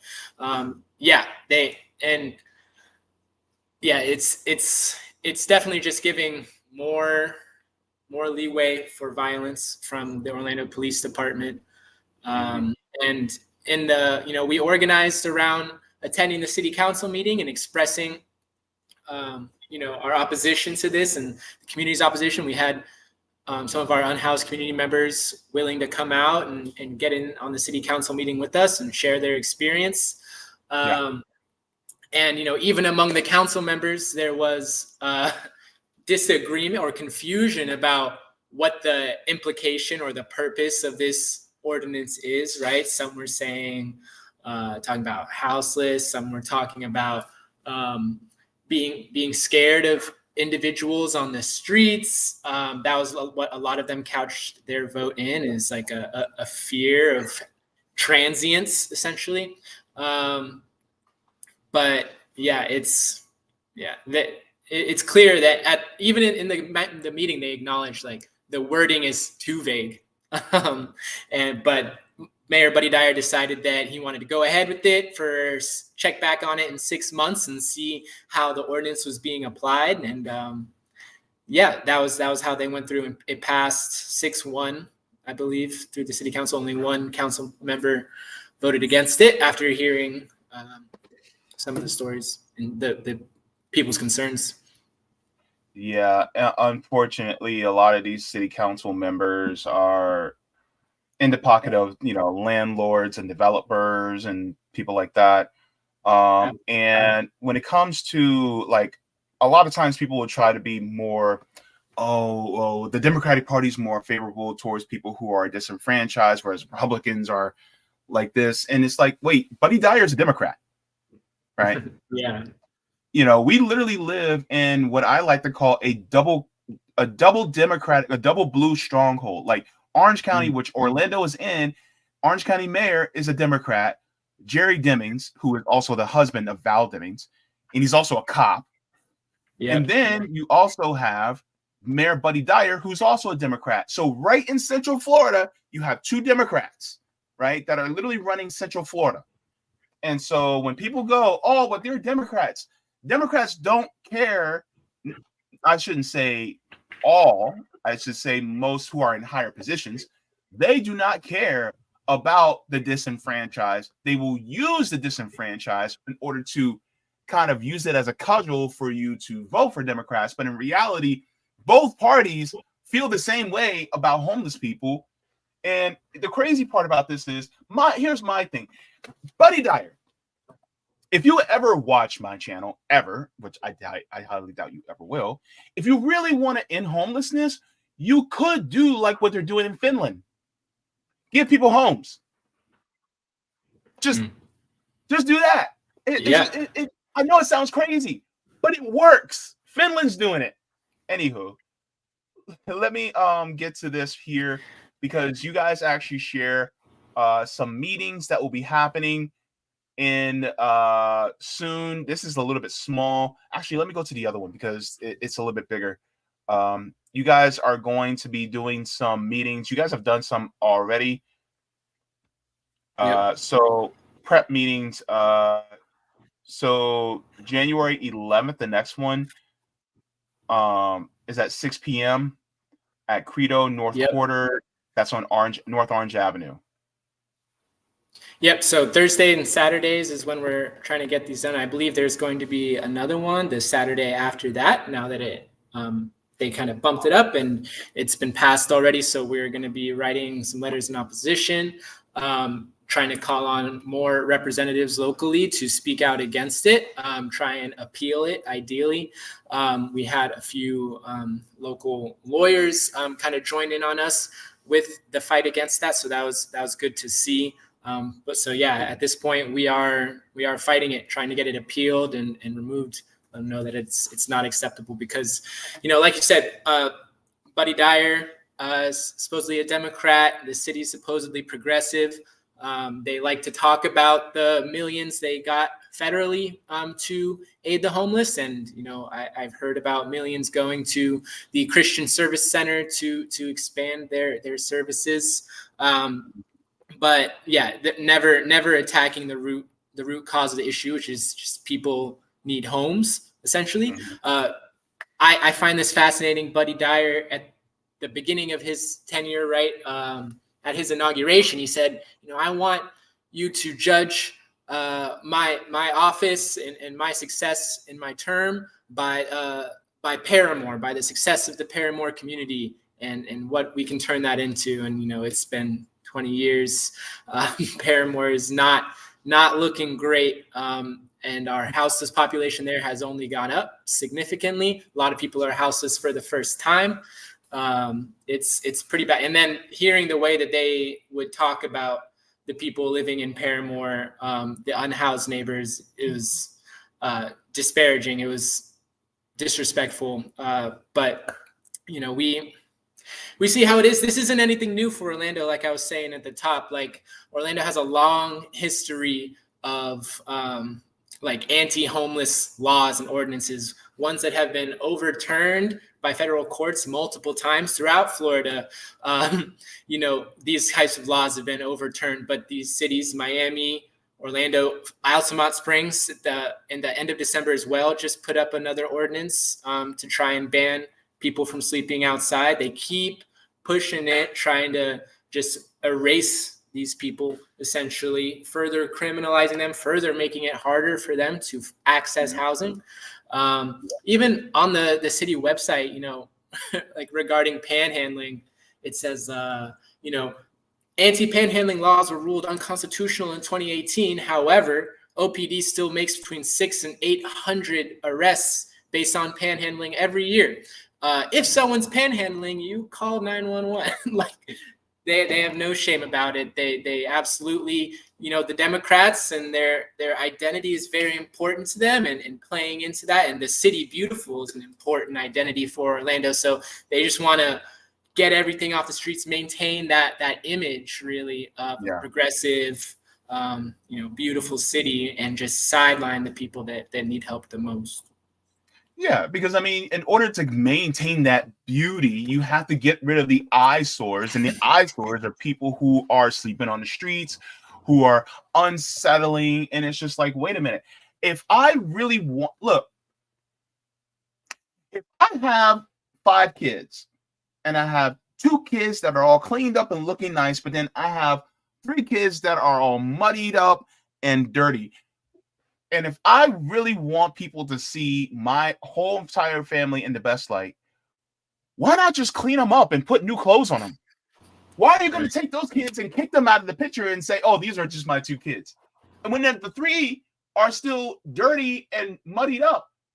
And the thing is that you're just going to leave them out like that instead of actually doing the work of cleaning it up. It's not going to be glamorous, no. But at the same time, at least you're doing something that helps show the entire family, right?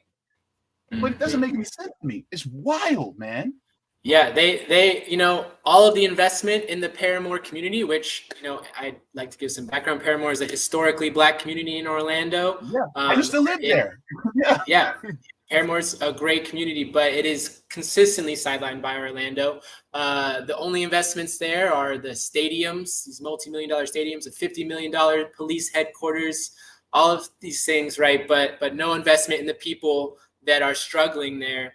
No. Even the commissioner for District 5, just the Paramore district, which mainly where this ordinance will be enacted ultimately, has, spoken horribly about the people of Paramore, saying, I'd hate for people to visit the beautiful city of Orlando and come to see our amazing arenas and have to see the destitution around it and all of the people living in squalor.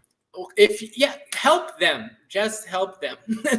These people need help. They do not need to be criminalized, pushed out, sidelined. They are people. They need help. These people have experienced one health emergency, and that's it. You know what I'm saying? They're out of it. Miss a couple paychecks. Gone. Oh my God. Because look, y'all spent millions of dollars in 22 months reconstructing the road behind me on Holden Avenue and extending it just to get access to the Millennium Mall, when you guys could have took that money. You guys could have took that money and put it towards scholarships for kids who are going to Jones and Oak Ridge High School. You guys could have actually took some of that money and reinvested it into the areas that are surrounding Paramore. In fact, you guys could have used that money to literally put homeless people in housing so that they can get themselves off their feet, because studies show once you give homeless people housing without having to jump through hoops for anything, then guess what? Their ability to be able to upwardly mobilize themselves actually increases. You could have used that money for that instead, but instead you guys decide to do that. But at the same, and then people will be like, well, that's Orlando, and then this is Orange County. Orlando gets millions of dollars in taxes per year. You guys could do that in Orlando. Look, Jerry Dimmings, you can do that here for an Orange County. You guys could do so much, but because you guys are beholden to the people who own the land, who own the properties, you guys don't give a shit who people who are suffering on it. And it's mind-boggling. I'm sorry, I'm getting riled up. Yeah, but I understand. Look, you guys are doing the Lord's work, and I appreciate it. Yeah, Goodness. Yeah, absolutely. Thanks for having us on to talk about it. It's definitely a big deal. We want to get more people involved in it. We have a lot of amazing volunteers that come out with us to do our distro programs and get in community with the people as well. So more and more people are seeing the way that the city is trying to portray our neighbors and how they sideline, criminalize them. We're not, we're doing everything we can to help out. Yo, and here's you guys' link tree I almost said it with my New Jersey accent, use guys. But here is Real Orlando, and here's their link tree. And look, I'm gonna be honest with you, as somebody who is a part of the Orlando chapter of RBN, I would love to join you guys on any of your actions. Please keep up with me so that we can, and I'll invite other members if they would like to come out to, whenever we do the feeding of our unhoused neighbors, whenever we comes to helping out our unhoused neighbors, especially because, look, you probably have figured it out. I am on the far left. I am a communist. And so as such, I feel that everybody should have a decent standard of living just by virtue of being a human being. And so if I could use whatever energy or time I have in order to be able to contribute to that, please make sure to utilize me, and I will try to bring friends along with me as possible too. And absolutely, yeah. And so anybody who's watching, if you guys can do this in your city, please make sure to follow their example too. I'm sorry, go ahead. Yeah, we appreciate that, and just a few things about Real. Like, there's a lot of different ways you can plug in with us. We do our food distributions every Sunday. We accept volunteers to come in to the kitchen, help us prep the meals, package the meals. We have a side dish program. People can sign up if you don't have the availability to come and help cook. You can prepare a side dish and drop it off to help augment the amount of food that we're able to share out there. And it's not PB&Js we're handing out. We're cooking real good filling meals for the people, very nutritious meals, as well as distro. On Saturdays, we have a farm out in Pine Hills. We're there every Saturday, 9 to 11.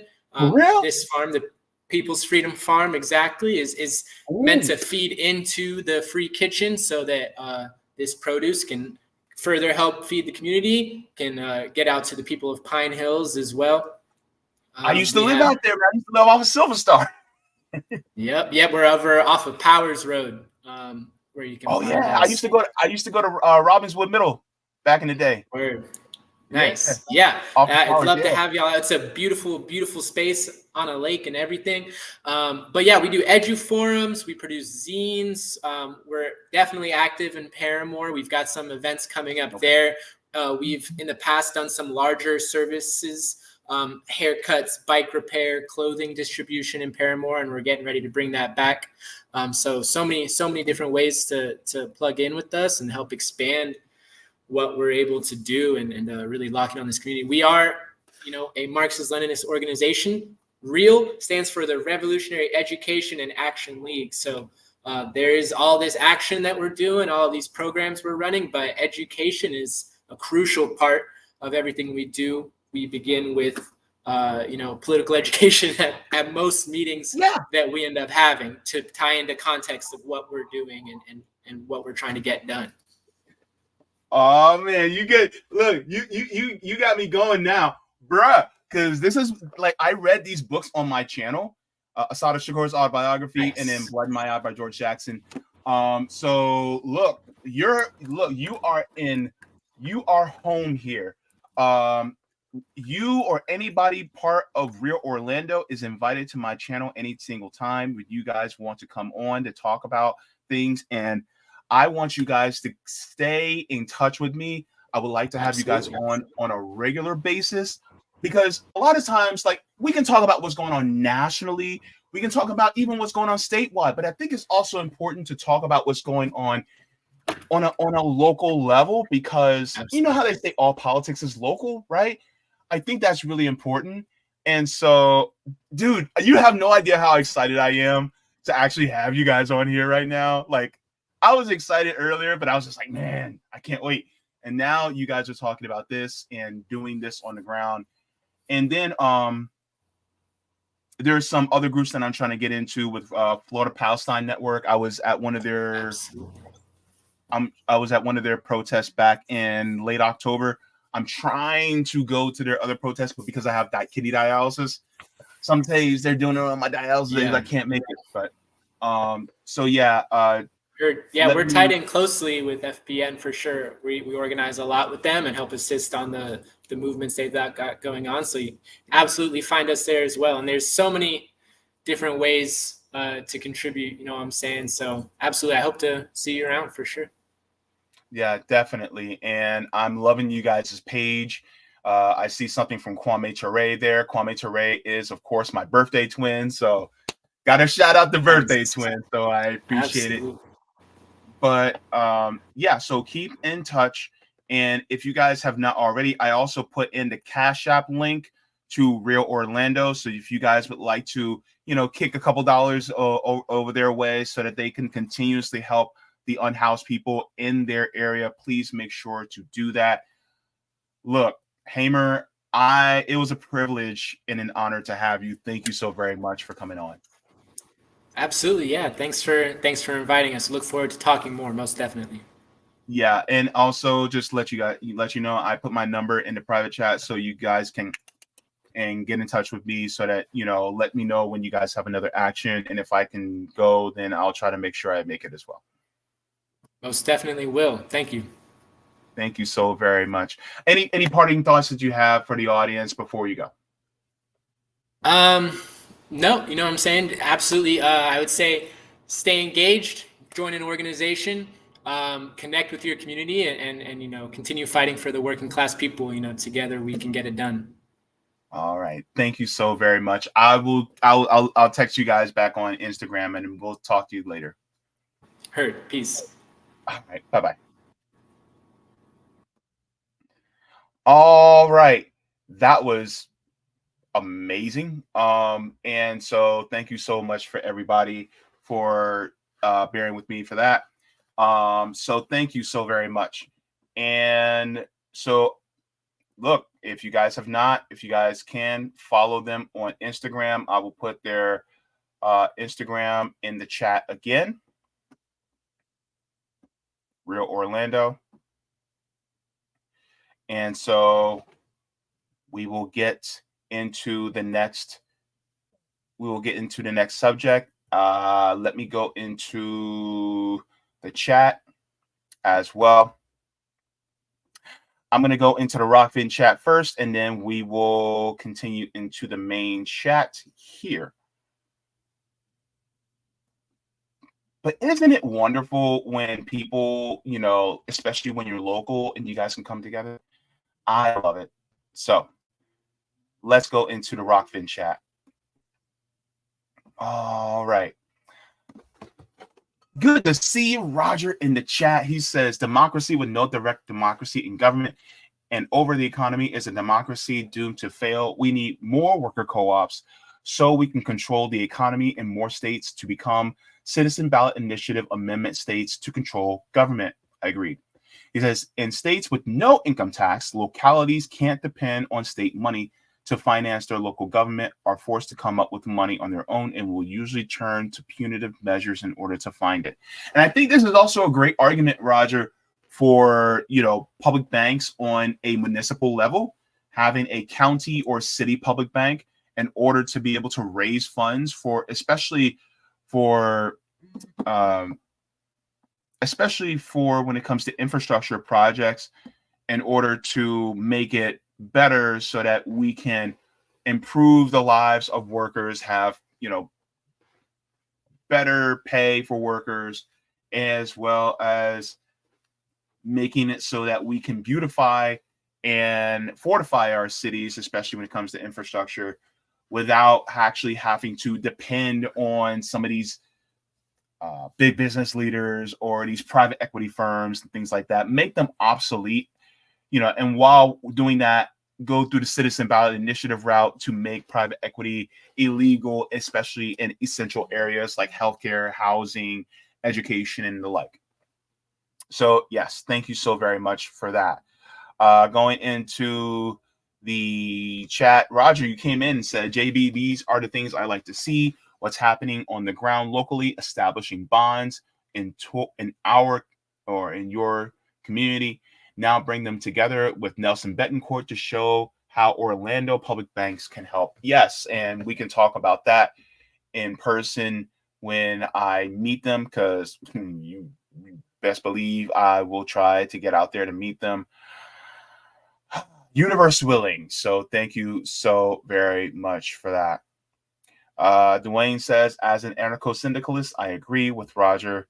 Thank you so very much.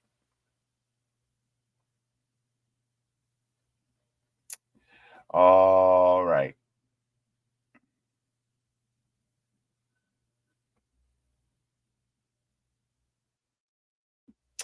Jacqueline says, what government programs are there in Florida to help the unhoused, or are they expected to pull themselves up by their bootstraps? Oh, I should have asked this question while he was still here.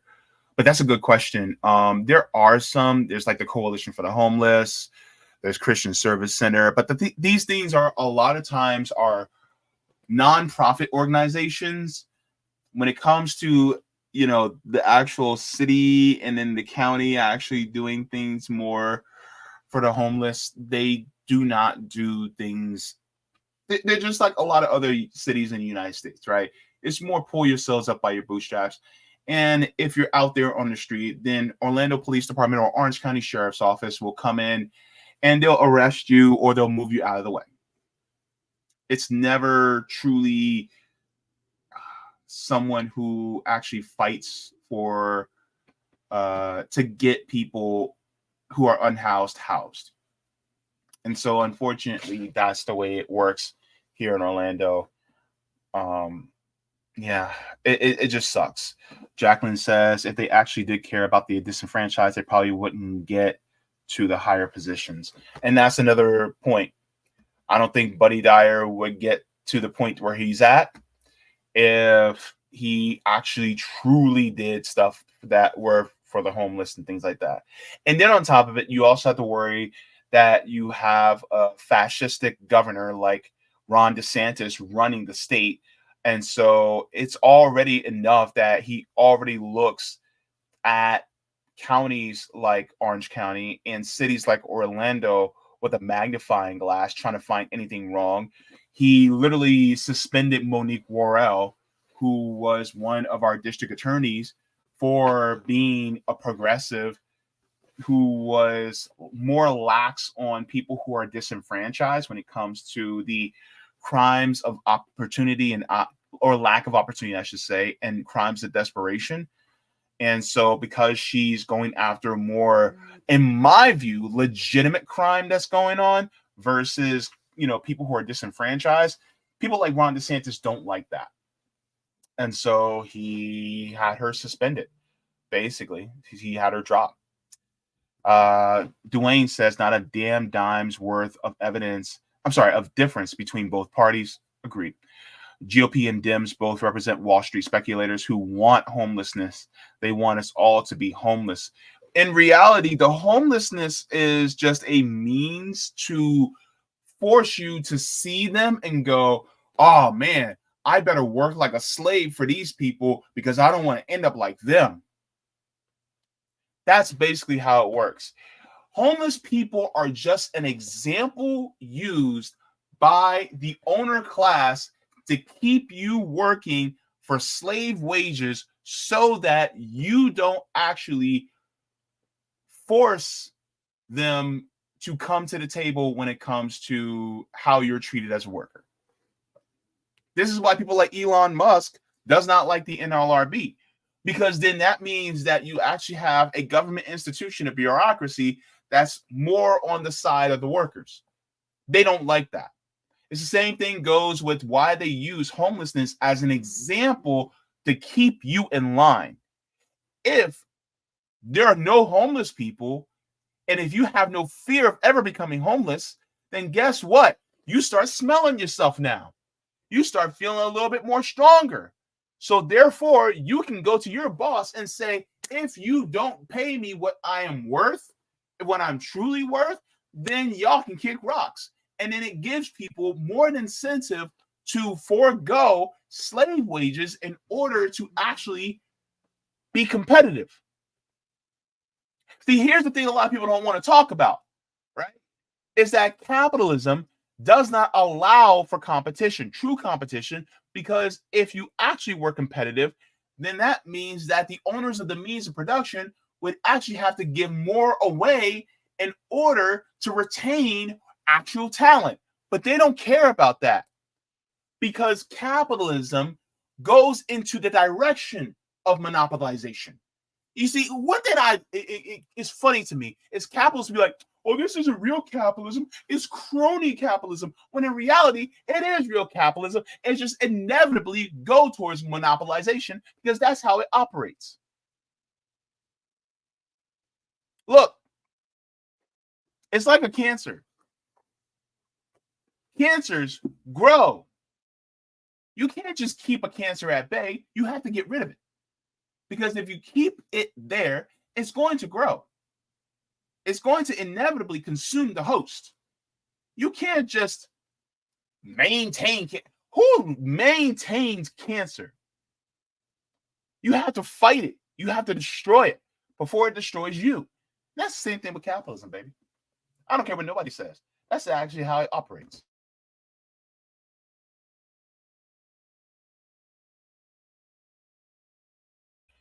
You can't just sit there and be like, oh, we just got to maintain it. It has no inherent good that comes from it.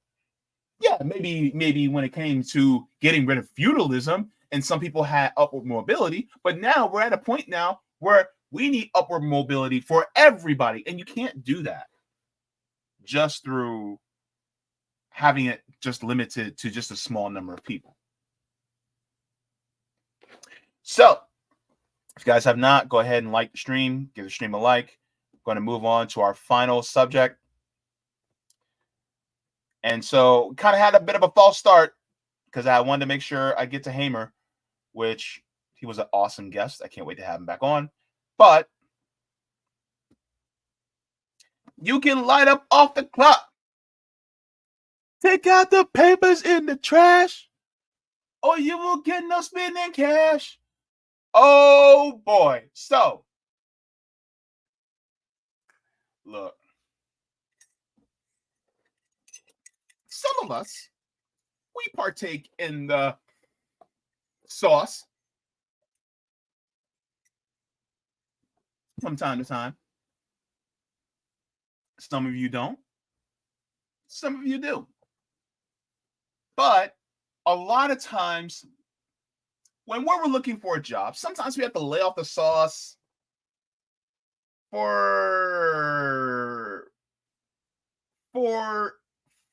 8 to 12 weeks or so. Why? Because if they have you do the P test, I got to be very careful with my language on this one. If they have you do the P test, then guess what? What they're going to do is as soon as they find out that you partook of the plant, then they're going to be like, well, we can't hire you. Or they may do a random P test, or for some of us, a blood test or a hair test. If they find out that you partake of the wowie, then guess what? Guess what they're going to do? They're going to cut you off and fire you, right? Because you dared do something, partook of a substance off the clock. Well, now that is illegal for companies to do in California. Let's get into it. This is going to be great. This is going to be wonderful. I actually like this. So say cheese. Look, Marlon, say cheese says urine tests for are now banned in California. Employers in the state won't be able to inquire about your off-the-clock cannabis use. So this is a good thing. Now, let me go into the article. Where's the article at? Let me go to the article. Could have swore I had it. It's okay. Oh, I already had it up. Why not, JB? All right, so let me share my screen with you here. All right, so It says new 2024 laws protect California workers who use cannabis off the job. So it says Californians that partake in cannabis use in their off-work downtime will have more employment protections beginning January 1st. So 8 days ago. Assembly Bill 2188 is an amendment to the state's Fair Employment and Housing Act that prohibits employers from discriminating against workers who test positive for non-psychoactive cannabis metabolites in their urine, hair, or bodily fluids. Put simply, this means anyone who does not display evidence of active THC in their system will be protected. Therefore, people who use cannabis on the weekends cannot be penalized when they return to work on Monday.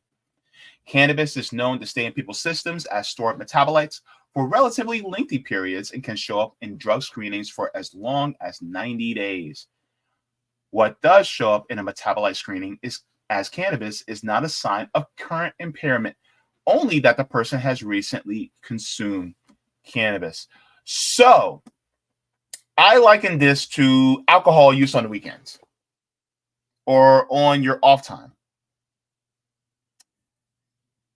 If I decide to have a shot of tequila on a Saturday, and let's say that alcohol stays in my system, even though I'm not impaired by it, it just has evidence that I've partook of it in my system. How is that impairing me on the job? How is that affecting me while I work?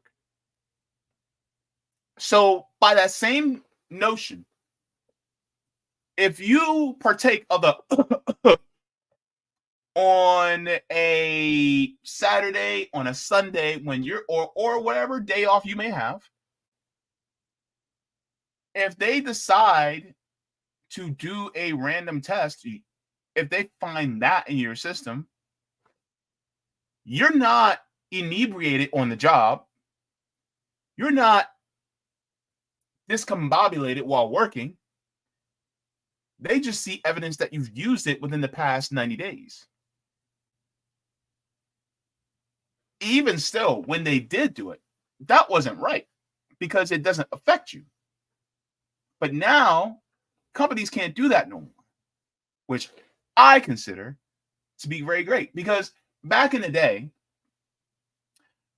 when you consumed the Jolly Green Giant back in the day, people had this preconceived notion about you, about your laziness, your inability to work. They thought, these very bad things about you whenever you did, consume the Jolly Green Giant. But now it's so normalized that so many people, use Mary Jane that now it's just like, okay, what's the big deal? And because there never was a big deal. It's just, it was demonized, particularly because of the war on drugs. Thanks a lot, Bill. I was going to say Bill Clinton. Well, I mean, he did sign a 94 crime bill. But thanks a lot to Richard Nixon, Tricky Dick, for what he did in regards to the crime bill about the war on drugs and demonizing anybody who partook of,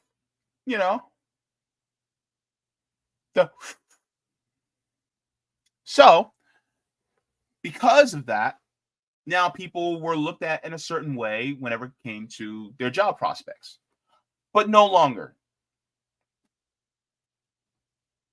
Let's continue. It says potential employers cannot hold it against a candidate if a drug test reveals past use, right? It says employers will still be able to test for active THC in a person's system, not to mention impairment tests that measure a person's performance. The National Organization for the Reform of Marijuana Laws, or NORML, I like that, says the law will not interfere with the employer's right to maintain drug-free workplace. The organization also said that the law does not apply to those who work in the building or construction trade or those who are subject to federal drug testing rules, such as truck drivers. So, Daniel Geringer says testing or threatening to test bodily fluids for cannabis metabolites has been the most common way that employers harass and discriminate against employees who lawfully use in the privacy of their own homes. Numerous studies have found that workers who test positive for metabolites have no longer risk of workplace accidents. So it says a second new law, Assembly Bill 700, bars employers from asking a worker about past use, though some employers are still allowed to ask about an applicant's past conviction history. Employees who think their work site rights have been violated under these new laws have the ability to sue for damages and other relief according to normal. So, guess what, chicken butt? You can light up on your time off in California, and your boss can't do nothing about it. Now, I will say this. Do not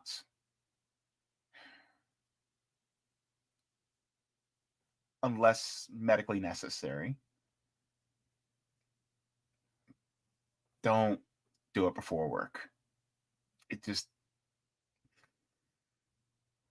not a good look. And plus, it could impair you on the job. I know your boss gets on your nerves. Your workmates get on your nerves, blah, blah, blah. But just hold off until you're off time, right? Just, chill. But for anybody who wants to do it on their off time, hey, let the good times roll. Get your Willie Nelson on. Get your Snoop Dogg on. Get your Cat Williams on, baby. Because now in California, they can't fire you for doing it off the clock. So, yeah, that's the news that I wanted to bring to y'all. And so, yeah, what are your thoughts about it? Because honestly, I feel like now that it's passed in California, this should go across the board to all states, to be honest with you. Because a lot of times what employers will do is they'll use it as an excuse to get rid of you, even though that's not a real reason to get rid of somebody. Like if they have it in their system, like let's say you do a urine test because you partook a few days ago, then it's like, okay, but how does it affect their job? But if they're just trying to get rid of you, that's an excuse that they'll use. That's what companies will use. And in fact, I honestly think that it should also be eliminated from the factors when it comes to issues surrounding any type of government assistance programs, whether it be housing assistance or anything like that. I honestly think it should be barred from that as well, because it just doesn't make sense. So I want to read this because this is good. Dwayne, this is from the last segment. It says the homeless people who cannot afford rent because they're not paid enough, period. Yeah, that's absolutely true. Thank you so very much. Okay. So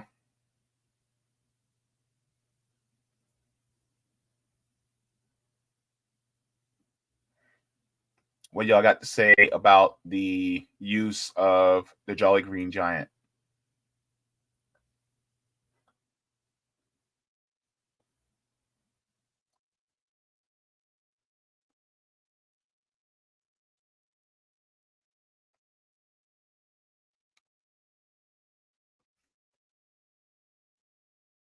Jacqueline says, I'm convinced that there is an international group of mega rich, mega powerful eugenicists meeting in smoky rooms on a regular basis.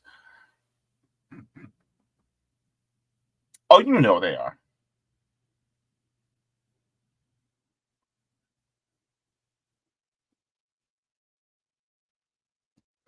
The Quantum Alchemist says, oh, right, if you're in the southern parts like JB, especially if you're on the coast, you can try looking for some babying. Oh, I don't know what that is. Belia Martina. I have no idea what that is.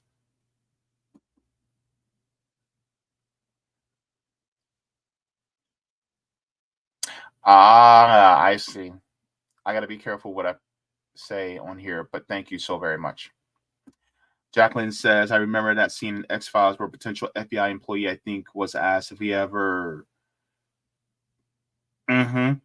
or knew anyone who ever yeah. Like, that's not even a, it's getting to the point where it's as innocuous as smoking cigarettes. Sebastiano says California has to pretend to be progressive. Yeah, I mean, once in a while you'll get some things right, but at the same time, there's times where they just like they will fail miserably. Like, for instance, the new law that is giving healthcare to undocumented immigrants. I actually agree. Giving healthcare to undocumented immigrants, I'm cool with it. But if you're going to give healthcare to undocumented immigrants, then also give healthcare to everybody, especially free healthcare. Give it to everybody. Number one, it's going to be cheaper for you. Number two, it's going to benefit everybody if everybody has equal, high quality healthcare that's comprehensive. So then if you're an undocumented immigrant, or if you're somebody that is just, working poor, you have free healthcare. That's one less thing you have to worry about. I don't think that that's that difficult of a thing. But of course, all this is a ploy to put undocumented immigrants against those of us who are marginalized. It's all, look, this is a tale as old as time. This is what they did in Africa for favoring one tribe over another to have intertribal conflicts so that they can keep the area destabilized. They do the same thing here, right? This is what they do with undocumented immigrants. They will continuously do the crap that they're doing in their countries, whether it be Honduras, Guatemala, El Salvador, Venezuela, whatever. They'll continuously keep those areas destabilized because of U.S. foreign policy. Then what happens is that the undocumented immigrants will migrate to the United States, and out of desperation, they will come here either as refugees or as just undocumented immigrants who just want a better life.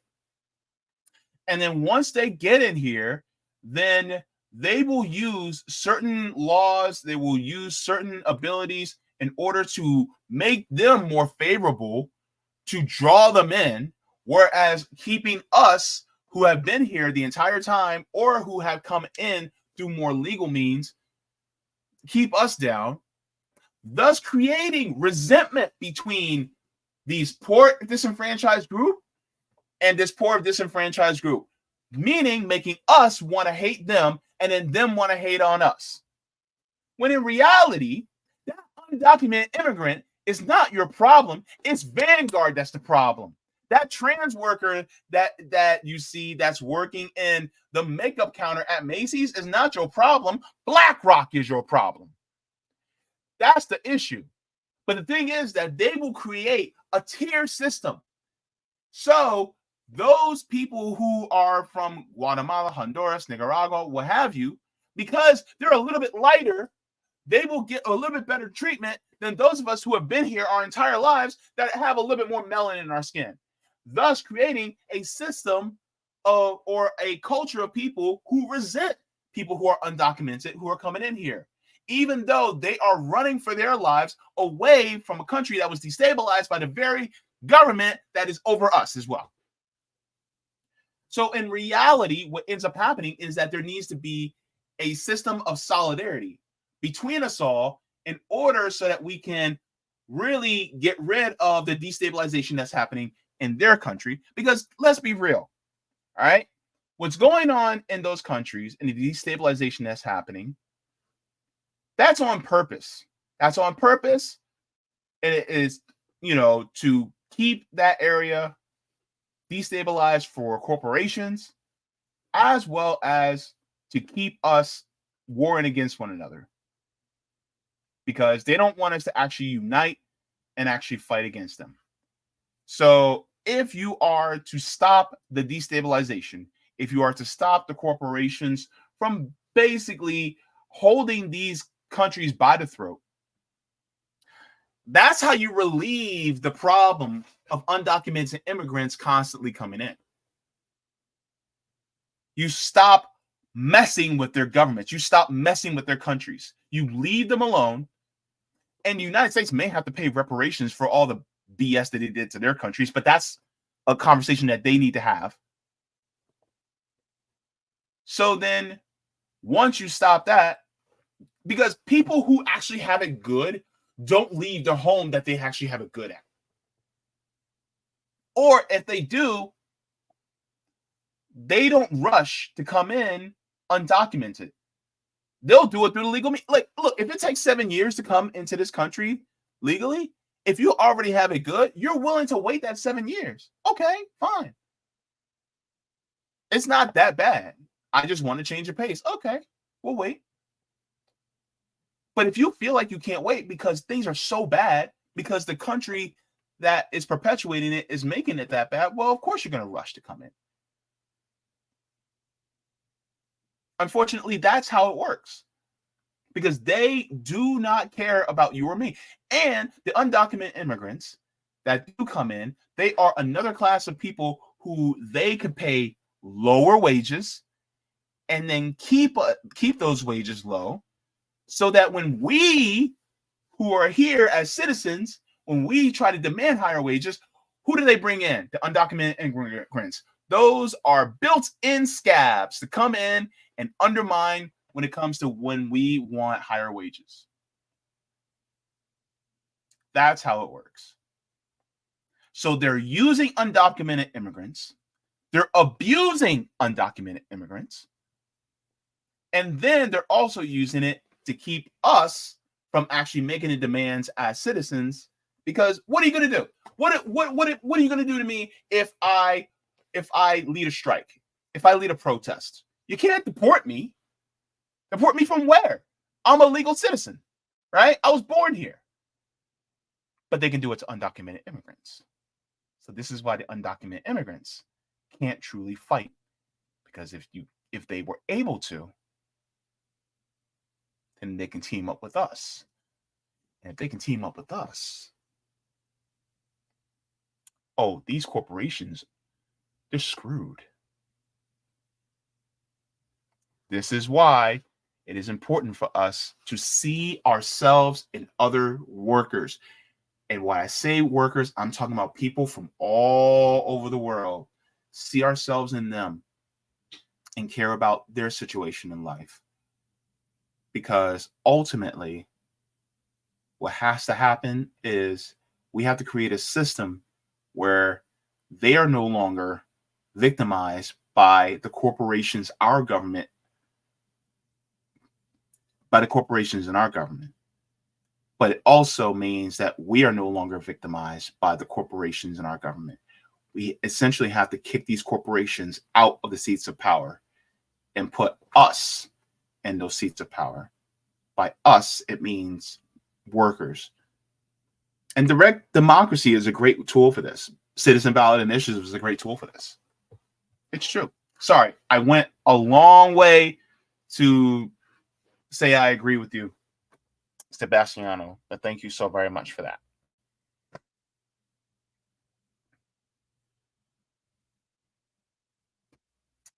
Anon user says Nixon war on anti-war. All right. I'm just enjoying y'all.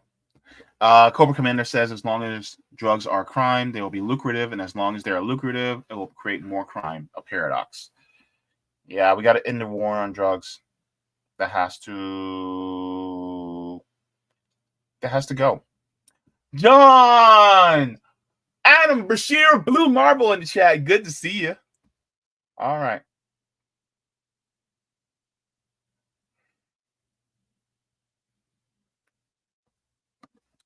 Announced user says, pretty sure it's just universal coverage. Don't play the right-wing propaganda. No, it's for undocumented immigrants. And the thing is that unfortunately, and it's not right-wing propaganda to say that, yes, give undocumented immigrants, yes, give them healthcare, but while you're at it, at the same time, give healthcare to all citizens. And kick out these private insurance companies. Like, make them obsolete. That's what I think.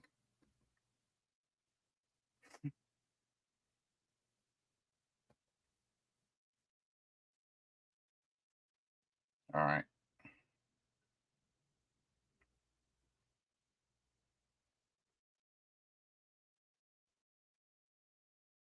All right. So one of the things that I actually wanted to bring in as well, if you guys have not already, if you guys are subscribed to my Substack, then just to let you guys know, I also wrote an article. So just to let you guys know, if you guys would like to give that a read, let me share my screen really quick. I'm not going to be reading the article, but if you guys would like to give it a read, then I hope you guys do. This is an article I wrote today. Actually, it says you need to get comfortable with equity. Many U.S. citizens romanticize equality, but not as many embrace equity as a form of justice. What could embracing equity mean for all of us? So I go over this, and this is, I think I did all right. So if you guys would like to, you guys can take a look at this article. It's I'll put the link in the chat so you guys can give it a read. It's free to read. It's just, so there you go. So thank you so very much for that. But yeah, that is the article that I wrote. Now, I am a little bit over time, but I just wanted to say, if you guys have not already, I'm also raising money for mutual aid here in Orlando. We're trying to raise money for grocery gift cards and toiletries primarily. So if you guys would like to, you guys can donate via Cash App at $OrlandoRBN. So thank you so very much for that. Also, thank you so very much to all the patrons on Patreon and Coffee, as well as anybody that sends me mutual aid through PayPal. It means the world. It literally keeps the lights on. So thank you so very much from the top and bottom of my hearts. And I just want to thank you guys for joining in on this great stream. It is very appreciated. Thank you so much for Nico House joining me today. And thank you so much to Hamer from Rio Orlando coming in to also educate us on the ordinances that are happening within the city of Orlando. It is much appreciated. If you guys have not already, I also started a reading the other day. I will be getting into more of it. I also started the reading on The Will to Change by Bell Hooks. The Will to Change, Men, Masculinity, and Love. This was a great reading. I cannot wait to continue in chapter 1. So we'll be getting into that. And also I'll be continuing the book Laziness Does Not Exist as well. All right. So thank you so very much to everybody for tuning in. I like to thank you all for watching. Like I always say, water your plants, water yourselves, leave the world better than you found it. Smoke him if you got him, drink him if you got him. If you ain't got him, then watch something funny, watch something hilarious, because joy is revolutionary. And also try to make sure to see what's going on in the ground in your own city or town so that you can also build community and help out your neighbors, especially the ones that are the most disenfranchised, because they matter too. So I just want to thank you for joining in, and forehead kisses. I'll see you guys on the next one. Have a wonderful evening. Deuces, Bruces.